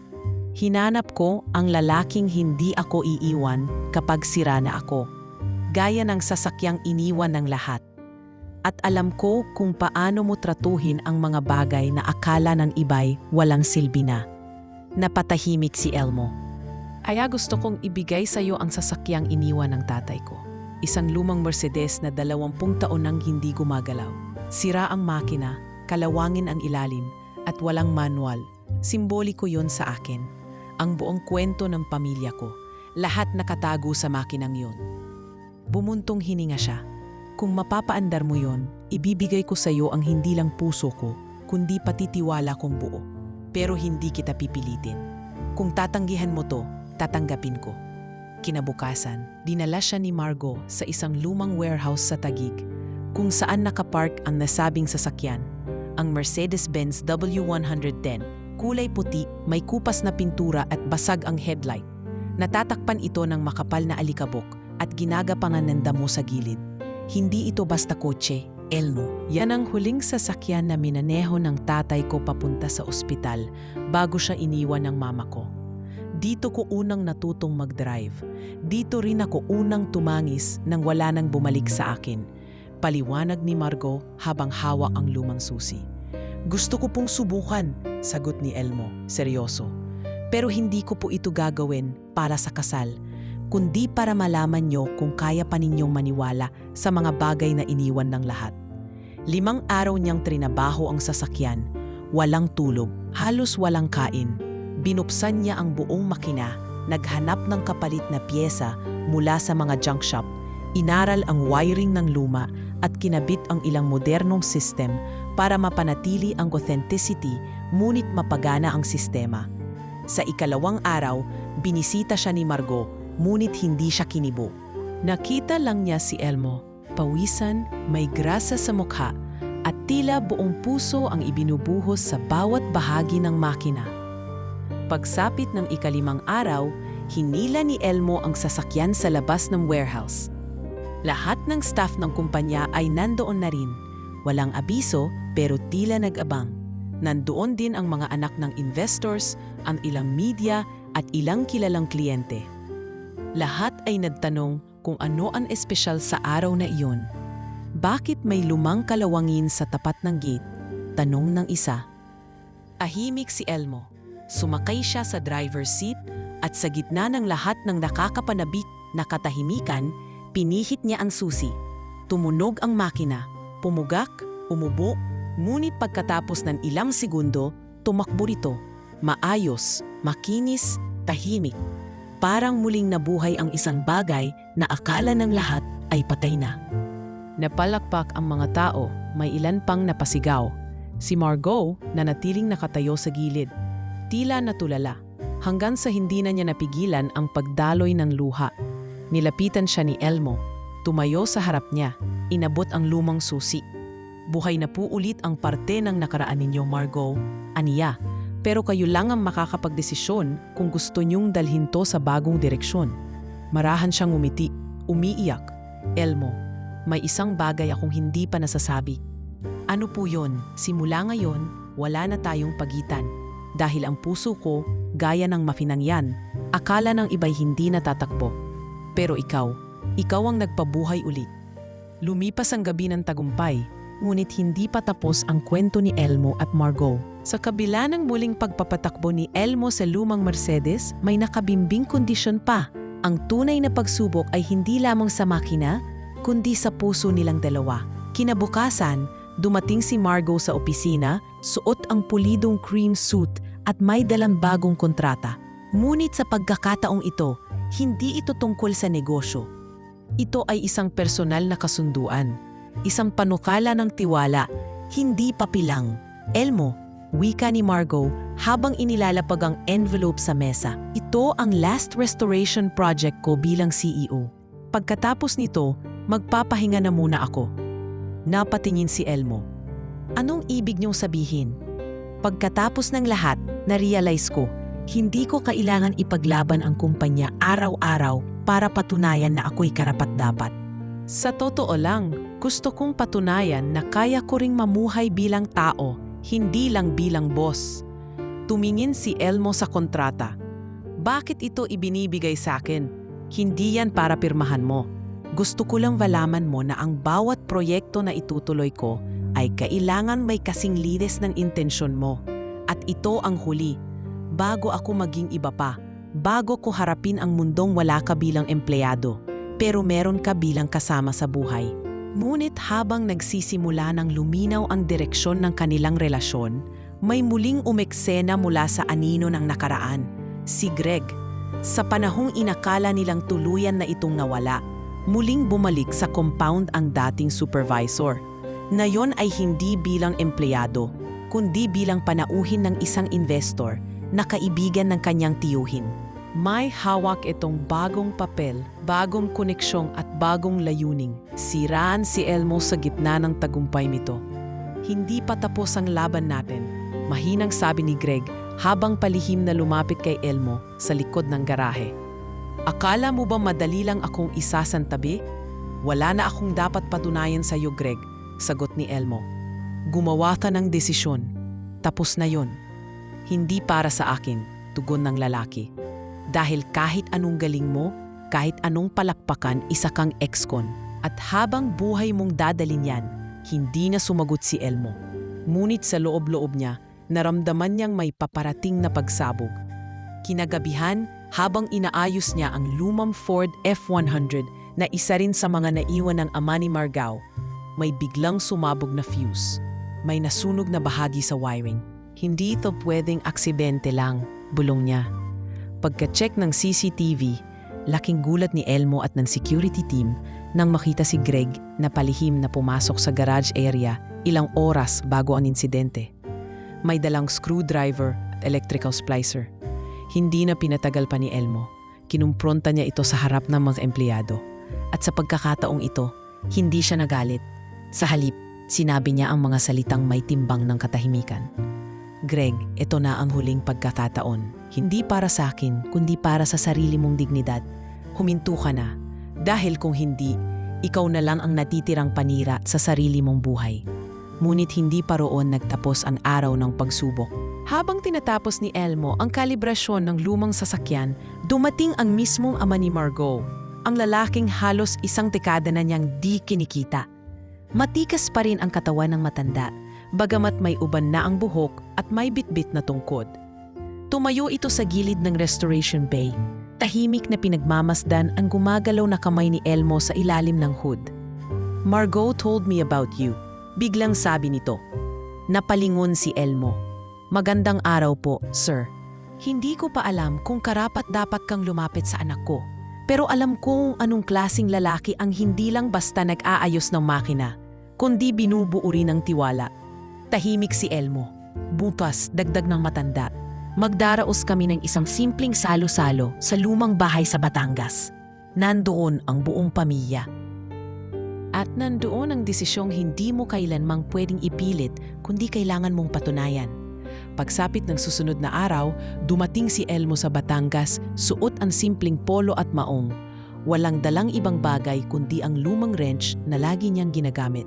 Sa harap ng pamilya ni Margot, kabilang ang mga tito, pinsan at dating kaibigan, humarap siya. Tinanggap ang bawat tanong. Hindi niya ikinahiya ang nakaraan. Hindi siya nagpasikat. Ang sagot niya sa bawat mata ng pagdududa ay kababaang loob. "At kung ako po'y pagdududahan ninyo," sabi ni Elmo, "hindi ko yan isisisi.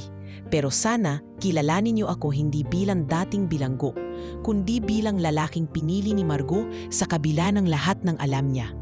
Natahimik ang lahat hanggang sa tumayo ang ama ni Margot at tinapik si Elmo sa balikat.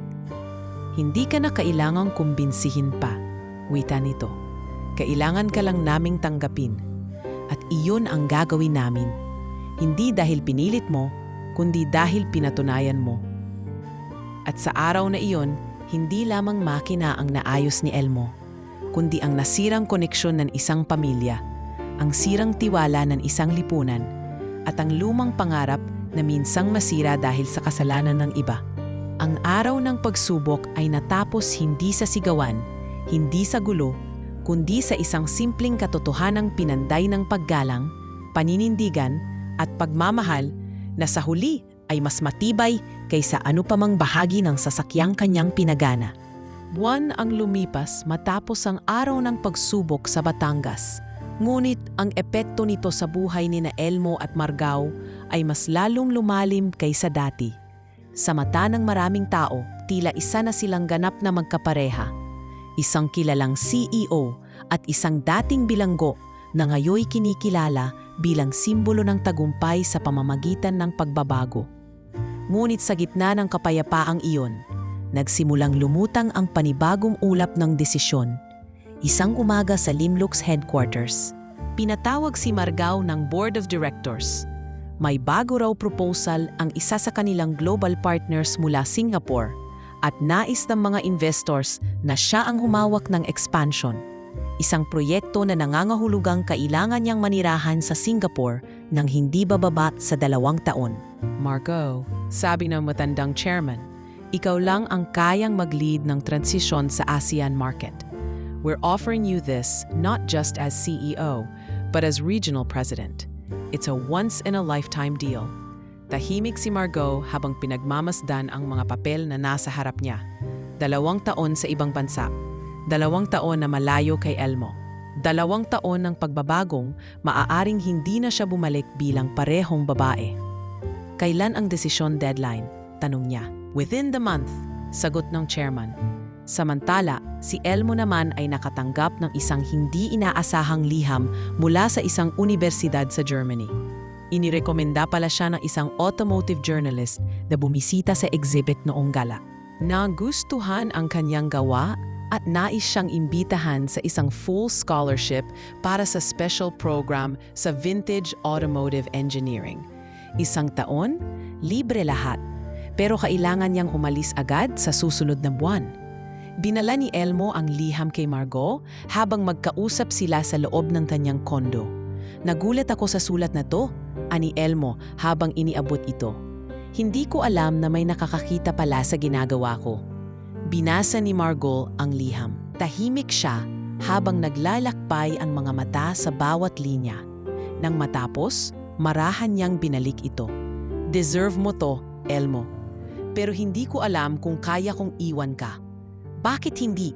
Balik ni Margot. Halos may nginig sa tinig. Kung totoo ang pagmamahal, hindi ba dapat pinalalakas, hindi pinipigilan? Tumingin si Elmo sa kanya. Kung sabay tayong umalis, ikaw sa Singapore, ako sa Germany, anong mangyayari sa atin?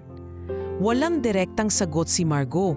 Sa halip, kinuha niya ang kamay ni Elmo at marahang hinaplos ito. Elmo, hindi mo kailangang piliin ako. At hindi rin kita pipilitin. Pero gusto kong piliin mo ang sarili mo, kahit pa hindi ako ang kahantungan ng desisyong yon. Kinagabihan, habang mag-isa si Elmo sa garahe ng talyer ni Mang Pepe. Iniikot-ikot niya ang lumang wrench na naging simbolo ng kanyang pagbabalik. Sa tabi nito ay ang 2 sobre, isa mula sa universidad sa Germany at isa mula sa isang lokal na investor na nais makipagpartner sa kanya para magtayo ng sariling automotive restoration shop sa Pilipinas. Anak, biglang wika ni Mang Pepe habang nakaupo sa may gilid. Minsan, akala natin ang dapat piliin ay kung sino ang mahal natin. Pero ang tanong talaga, saan ka mas makapaglilingkod ng buong buo nang hindi kinakalimutan kung sino ka? Iyon nga po lahat kasi parang tama, pero tarang lahat din may kapalit. Natural lang yan, sagot ni Mang Pepe. Pero alalahanin mo, Elmo, hindi lahat ng pag-alis ay pagtalikod at hindi lahat ng pananatili ay paninindigan. May mga pagkakataong kailangan mong pakawalan ang komportableng ngayon para bigyang daan ang mas matibay na bukas. Kinabukasan, muling nagkita sina Elmo at Margot sa ilalim ng punong nara sa labas ng dating gasolinahan kung saan una silang nagkita. Dito nagsimula ang lahat. Dito rin nila gustong buuin ang susunod na hakbang. Naalala mo ba ang linya mo noon? Tanong ni Elmo habang hawak ang lumang susi ng Mercedes. Pag naayos mo ang sasakyan ko, papakasalan kita. Oo, mahinang sagot ni Margot. May halong ngiti at lungkot. Ngayon pareho tayong ayos na. Pero hindi ibig sabihin tapos na ang paglalakbay. Tumango si Margot. Sa halip, doon pa lang magsisimula. Hinawakan niya ang kamay ni Elmo at inilagay dito ang maliit na pulang kahon. Binuksan ito ni Elmo at nakita ang isang simpleng singsing. Hindi ito proposal. Isa itong paalala. Kahit saan tayo makarating, kahit anong landas ang piliin natin, ikaw ang una kong pinagkatiwalaan ulit. Hindi na napigilan ni Elmo ang pag-agos ng luha.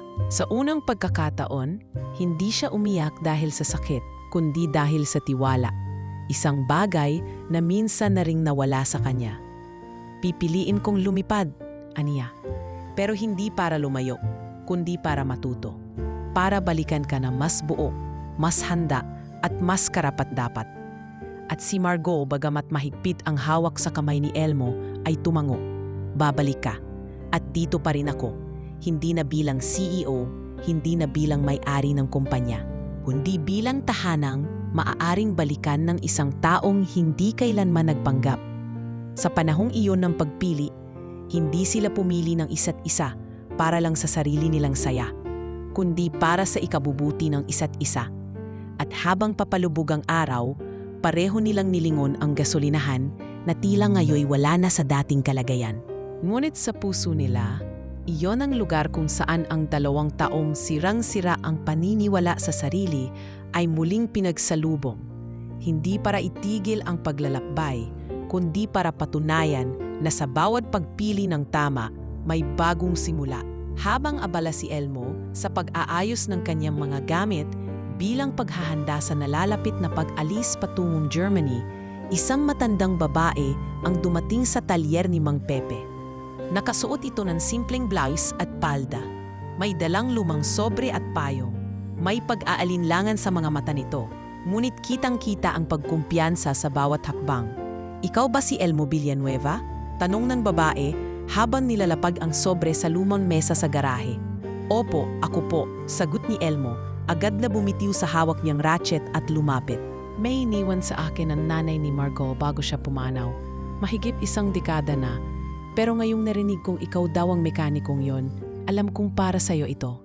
Tahimik na kinuha ni Elmo ang sobre. Sa ibabaw, may nakasulat na maayos na panulat. "Para sa taong darating sa buhay ng anak kong Margot, buksan lamang kung kailan siya natutong magmahal muli." Hindi agad nakapagsalita si Elmo. Pumikit siya sandali. Tila pinakikiramdaman kung handa na ba siyang basahin ang nilalaman.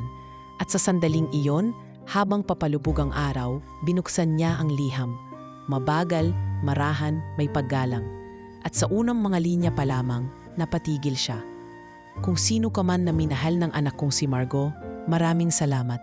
Sa mahabang panahon, sinarado niya ang puso niya hindi dahil sa takot magmahal, kundi dahil natutunan niyang mas madaling mabuhay kung wala kang inaasahan. "Bago ako tuluyan mamaalam, iniwan ko ang liham na ito bilang paalala na balang araw darating ang isang tao na hindi niya kailanganing pagdudahan. Isang tao na hahayaan siyang maging mahina. At kung ikaw ang taong iyon, ingatan mo siya. Dahil minsan na siyang iniwan, minsan na siyang sinukuan. Wala akong ibang hiling kundi ang isang lalaking hindi niya kailangang bilhin, ipaglaban o pagtiwalaan. Dahil kusa mong ibibigay ang sarili mo sa kanya nang walang hinihinging kapalit." Hindi na napigilan ni Elmo ang pagbagsak ng luha. Sa kanyang mga kamay, hawak niya ang patunay na kahit ang yumaong ina ni Margot ay matagal nang nanalangin para sa kanyang pagdating. Ilang saglit pa, narinig niya ang pamilyar na tunog ng sasakyan papalapit.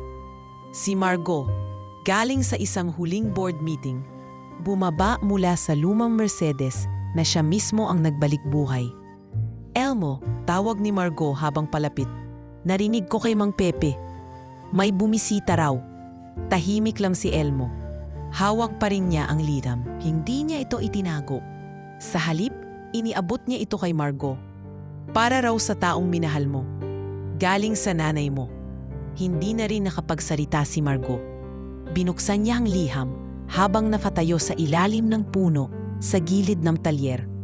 Sa bawat linyang binabasa niya, dahan-dahang lumuluha ang kanyang mga mata. Sa huli, pinikit niya ang kanyang mga mata, niyakap ang liham at huminga ng malalim. "Alam mo ba, wika ni Margot, bata pa lang ako, sinasabi na ng mama ko na may darating sa buhay ko na hindi ko inaasahan, pero kailangan ko raw yakapin. Hindi ako ang taong akala ng mundo na para sa'yo," sagot ni Elmo. "Pero ikaw ang taong pinili ng puso ko, Elmo," sagot niya pabalik. "At ngayon, alam ko nang pinili ka rin ng puso ng mama ko." Sa sumunod na araw, habang nagpaplano na ng pag-alis si Elmo at inaayos ni Margot ang pagtatapos ng kanyang mga tungkulin bilang CEO, nagdesisyon silang bumalik sa gasolinahan kung saan una silang nagtagpo. Hindi na ito aktibo. Sarado na ang station. Pero naroon pa rin ang bakas ng unang tagpo, ang rehas sa gilid, ang lumang upuan sa waiting shed, at ang poste ng ilaw na kumikislap tuwing gabi. Dito lahat nagsimula, bulong ni Margot habang hawak ang kamay ni Elmo. "Nag-aayos lang ako ng tumirik na kotse. Hindi ko akalaing aayusin din pala ng pagkakataon ang buhay ko," tugon ni Elmo. Kinuha ni Margot mula sa kanyang bag ang lumang wrench na gamit ni Elmo noong una silang magkita.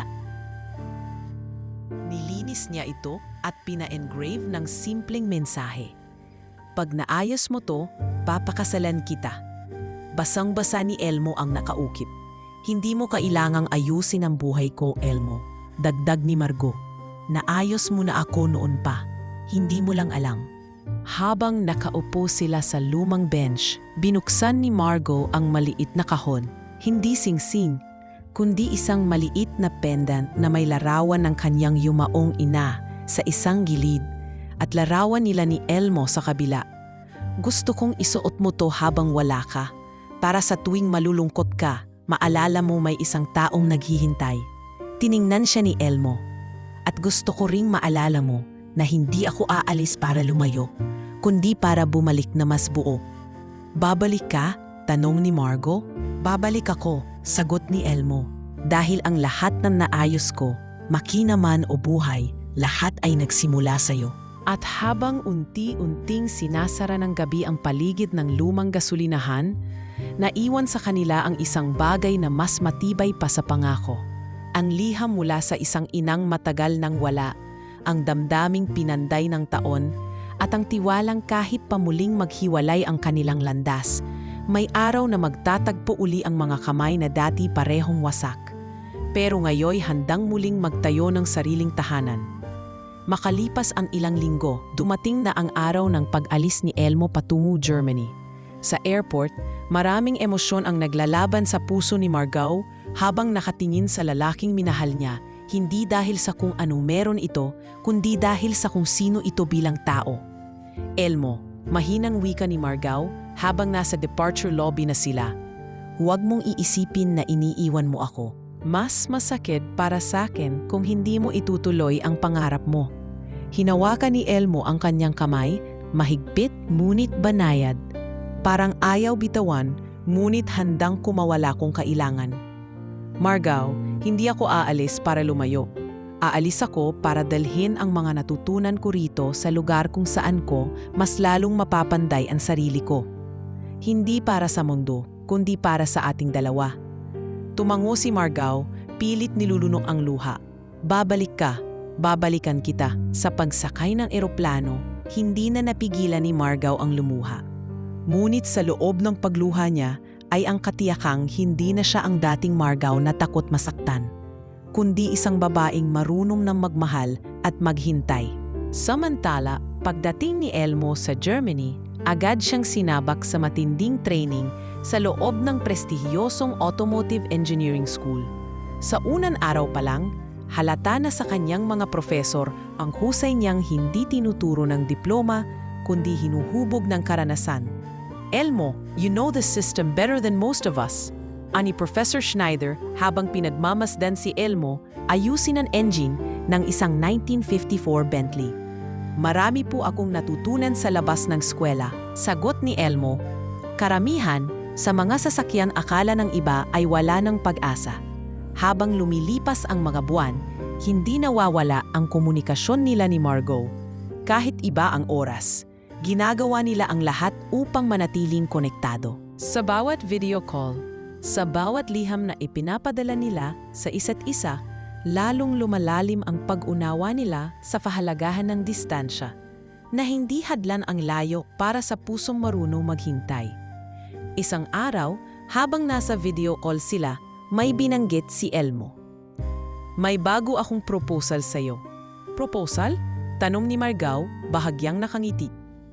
Hindi pa to yung proposal na iniisip mo, sabi ni Elmo. Pero gusto kong sabihin, pagbalik ko, gusto kong magtayo tayo ng sarili nating auto shop. Pero hindi lang basta shop. Gusto ko, may programa ito para sa mga dating bilanggo. Napahinto si Margot. Para saan?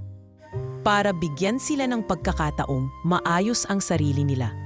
Gaya ng pag-ayos natin sa makina, gusto kong sila rin matutong buuin muli ang buhay nila. Tumangaw si Margot, sabay sagot, Elmo, iyan ang pinakamakabuluhang bagay na narinig ko sa'yo. Gagawin natin yan. Kapag bumalik ka, sabay nating sisimulan. At dumating nga ang panahong matagal nilang inantay, ang pagbabalik ni Elmo sa Pilipinas.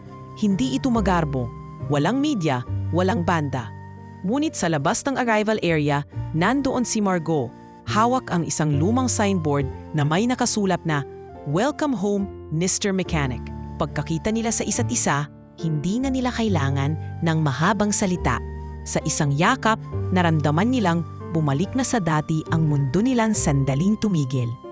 Ilang buwan matapos ang pagbabalik ni Elmo, binuksan nila ang Balik Gulong Restoration Hub, isang auto shop na may kasamang training program para sa mga dating bilanggo at kabataan na nangangailangan ng pangalawang pagkakataon.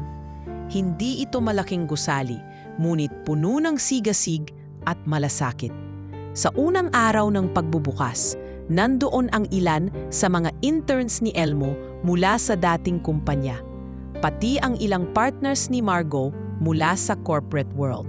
Hindi lang to shop, ani Elmo sa opening speech. Ito ay lugar kung saan ang mga sirang makina at sirang puso ay pareho naming pinaniniwalaang may karapatang maayos. Tumating din ang isang universidad at inanyayahan si Elmo na magturo bilang part-time mentor sa kanilang automotive training program para sa underprivileged youth. At kung papayag ka, gusto ka rin naming bigyang parangal bilang Outstanding Filipino Craftsman of the Year. Bikanan din ng universidad. Hindi lang dahil sa galing mo, kundi dahil sa kung paano mo ginamit ang galing mo para sa iba. Napatingin si Elmo kay Margot na tahimik lang na nakangiti sa sulok. Inilapit niya ito sa entablado at marahang hinawakan sa baywang. Kung meron man pong nararapat tumanggap ng parangal, ito po yung babaeng una kong pinakitaan ng galing, pero siya rin ang unang naniwala sa pagkatao ko. Tumayo ang mga tao, pumalakpak at may ilang naiiyak. Habang dumadaan ang mga araw, naging tahanan ng mga kwento ng pag-asa ang kanilang shop. Isang dating snatcher ang naging full-time mechanic. Isang teenage mother ang natutong magpalit ng spark plug. At isang dating street kid na dating hindi marunong magbasa, ngayon ay nagpe-present na ng car design concept sa mga bisita. At sa gitna ng shop na iyon, may isang lumang Mercedes na nakaparada pa rin. Hindi na ginagamit pero hindi rin tinatanggal. Doon sila madalas umupo ni Margot tuwing hapon, umiinom ng kape, nagtatawanan at nagbabalik tanaw. Naalala mo pa ba? Tanong ni Elmo minsan habang hinihimas ang manibela. Alin, pag naayos mo to, papakasalan kita. Kumawa si Margot. Oo, pero ngayon, ikaw na ang bahala kung kailan mo gustong tuparin yon. Ngumiti si Elmo sabay bulong, na yung ayos na ang lahat, handa na akong ayusin ang susunod. Hinugot niya ang isang maliit na kahon mula sa bulsa at binuksan iyon sa harap ng lumang manibela. Isang simpleng singsing na gawa sa piraso ng bakal mula sa unang kotse na inayos nila. Margot, pakakasalan mo ba ang mekanikong minahal mo? Hindi na siya sumagot. Sa halip, niyakap niya ito ng mahigpit. Sabay bulong sa tenga ni Elmo.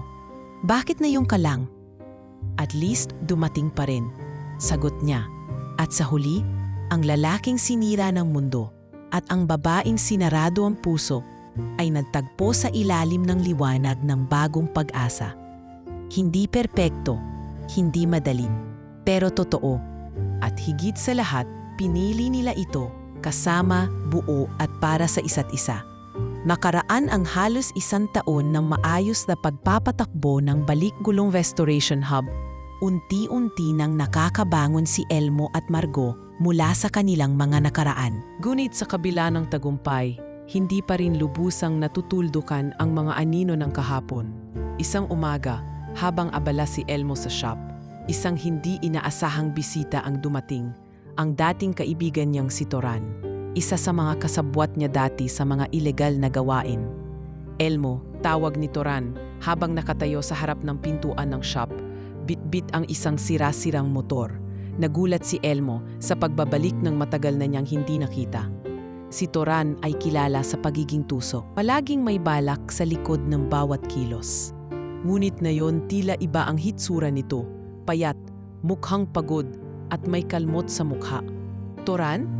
Sambit ni Elmo, hindi sigurado kung matutuwa o mandidiri. Anong ginagawa mo rito? Pare, wala na akong mapuntahan. Ikaw lang ang naaalala kong pwede kong lapitan. Anito habang nakayuko. Hindi agad nakasagot si Elmo. Napatingin siya kay Margot na noon ay kaharap ang ilang interns sa opisina.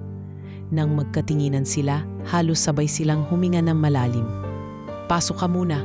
Kapehan natin yan," aya ni Elmo. Habang nagkakape, inilahad ni Toran ang pinagdaanan niya matapos silang magkahiwa-hiwalay. Nakulong din ito sa kasong theft, ngunit maaga ring nakalaya dahil sa plea bargain. Subalit paglabas niya ng kulungan, walang pamilyang tumanggap sa kanya, walang trabahong kumupkop. "Elmo, alam kong marami akong kasalanan, pero naniniwala ako sa ginagawa mo ngayon. Kung may pwede pa akong maambag, gusto ko sanang maging bahagi ng bagong buhay mo." Wika ni Toran, bakas sa boses ang pagsisisi. Hindi alam ni Elmo kung agad ba niyang dapat tanggapin ang alok ni Toran. Alam niyang may puso siya para sa pagbabago, ngunit ayaw rin niyang masira ang tiwalang pinaghirapan niyang buuin sa shop. "Bigyan mo ako ng panahon," sagot ni Elmo. "Pag-iisipan ko." Makaraan ang ilang araw, kinausap niya si Margot ukol dito. "Alam kong delikado," ani Elmo. "Pero paano kung totoo ang pagbabago niya? Hindi ba't pareho lang kami noon?" Tahimik lang si Margot, pero sa bandang huli, tumango rin ito. Basta't malinaw ang boundaries, at kung sakaling may gawin siyang taliwas, hindi tayo magdadalawang isip na paalisin siya. At tuluyan ngang tinanggap si Toran sa shop. Bilang trainee, hindi bilang kaibigan. Dito kailangan niyang patunayan ang sarili mula sa pinakailalim, gaya ng pinagdaanan ni Elmo noon. Bagamat maraming interns at staff ang nagtaas sa desisyon, ginamit ito ni Elmo bilang leksyon sa lahat. Hindi porket nakulong ay walang karapatang magsimula ulit, aniya sa isang meeting. Pero hindi rin porket kilala mo ay bigla mo nalang pagkakatiwalaan ng lahat. Makalipas ang ilang linggo, nakita nila ang sipag ni Toran. Siya ang unang dumarating, huling umuuwi, at laging bukas ang loob sa mga gawaing madungis. Ngunit sa kabila nito, may mga bagay pa rin na hindi maikakaila. Isang araw, nawala ng 3 mahalagang piyesa sa inventaryo. At agad na nagduda ang isa sa mga empleyado kay Toran. Siya lang ang may access nung araw na yon, wika ng staff. Tinawag si Toran sa opisina. Naroon si Elmo at Margot. "Toran, mahinahon ngunit may bigat ang tinig ni Elmo. Alam mong mahalaga ang tiwala rito. Kung may kinalaman ka man sa nawawala." Agad na tumayo si Toran, nanginginig ang boses.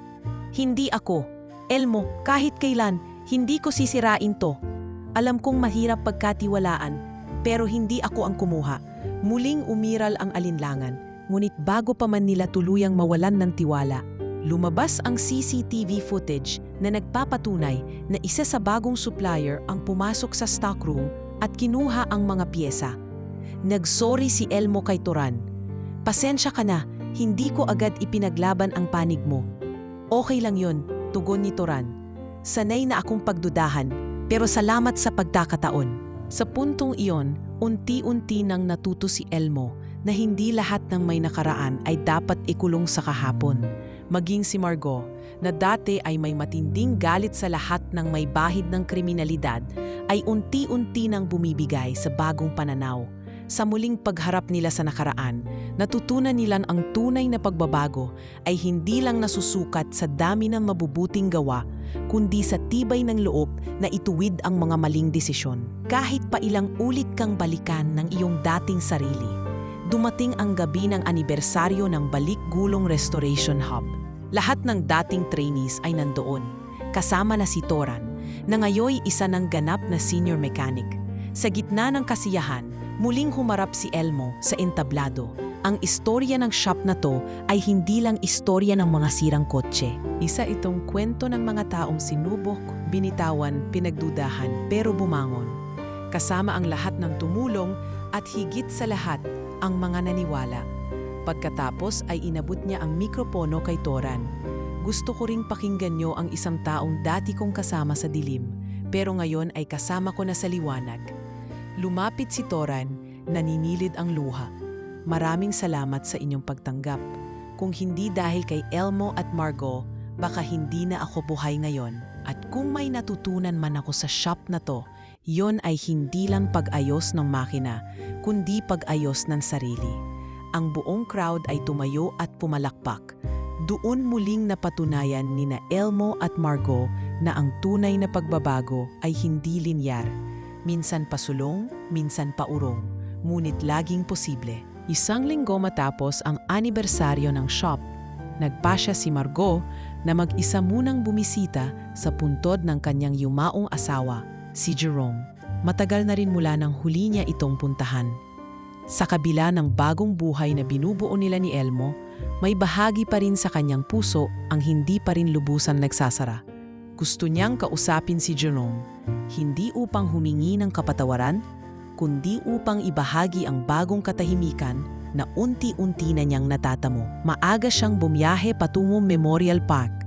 Nakasuot siya ng simpleng puting dress, bitbit ang bulaklak na paborito ni Jerome, mga puting liryo. Tahimik ang buong paligid. Ang mga punong kahoy ay sumasayaw sa marahang ihip ng hangin, at ang langit ay tila nagdadalamhati. May makapal na ulap, ngunit walang ulan. Pagsapit niya sa puntod ni Jerome, napahinto siya. May isang sanggol na nakalagay sa ibabaw ng lapida. Mahimbing ang tulog, nakabalot ng puting kumot. Katabi nito ay isang envelope, isang liham.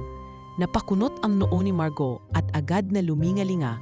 Walang ibang tao malapit sa paligid. Tanging ang mga ibong maya ang tanging kasama niya sa katahimikan. Marahang lumapit si Margot, tila kinikilabutan.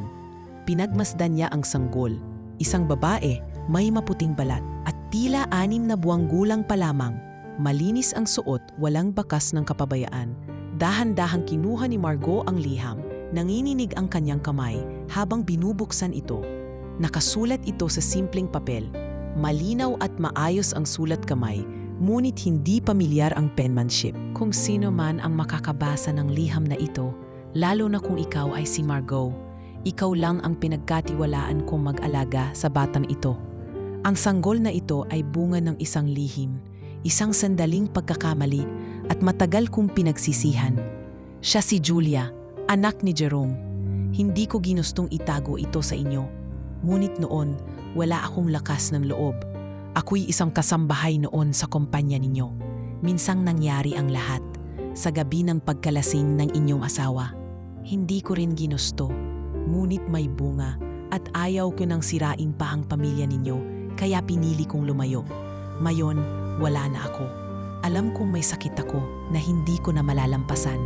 Kaya bago ako tuluyang mawala, nais kong ang anak kong si Julia ay mapunta sa taong may mabuting puso. Alam kong kayo na iyon, patawad. Isang aninong nagkamali.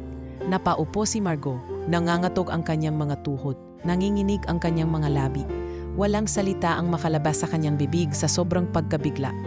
Halos hindi siya makahinga sa tindi ng emosyon, pagkalito, galit, awa at lungkot.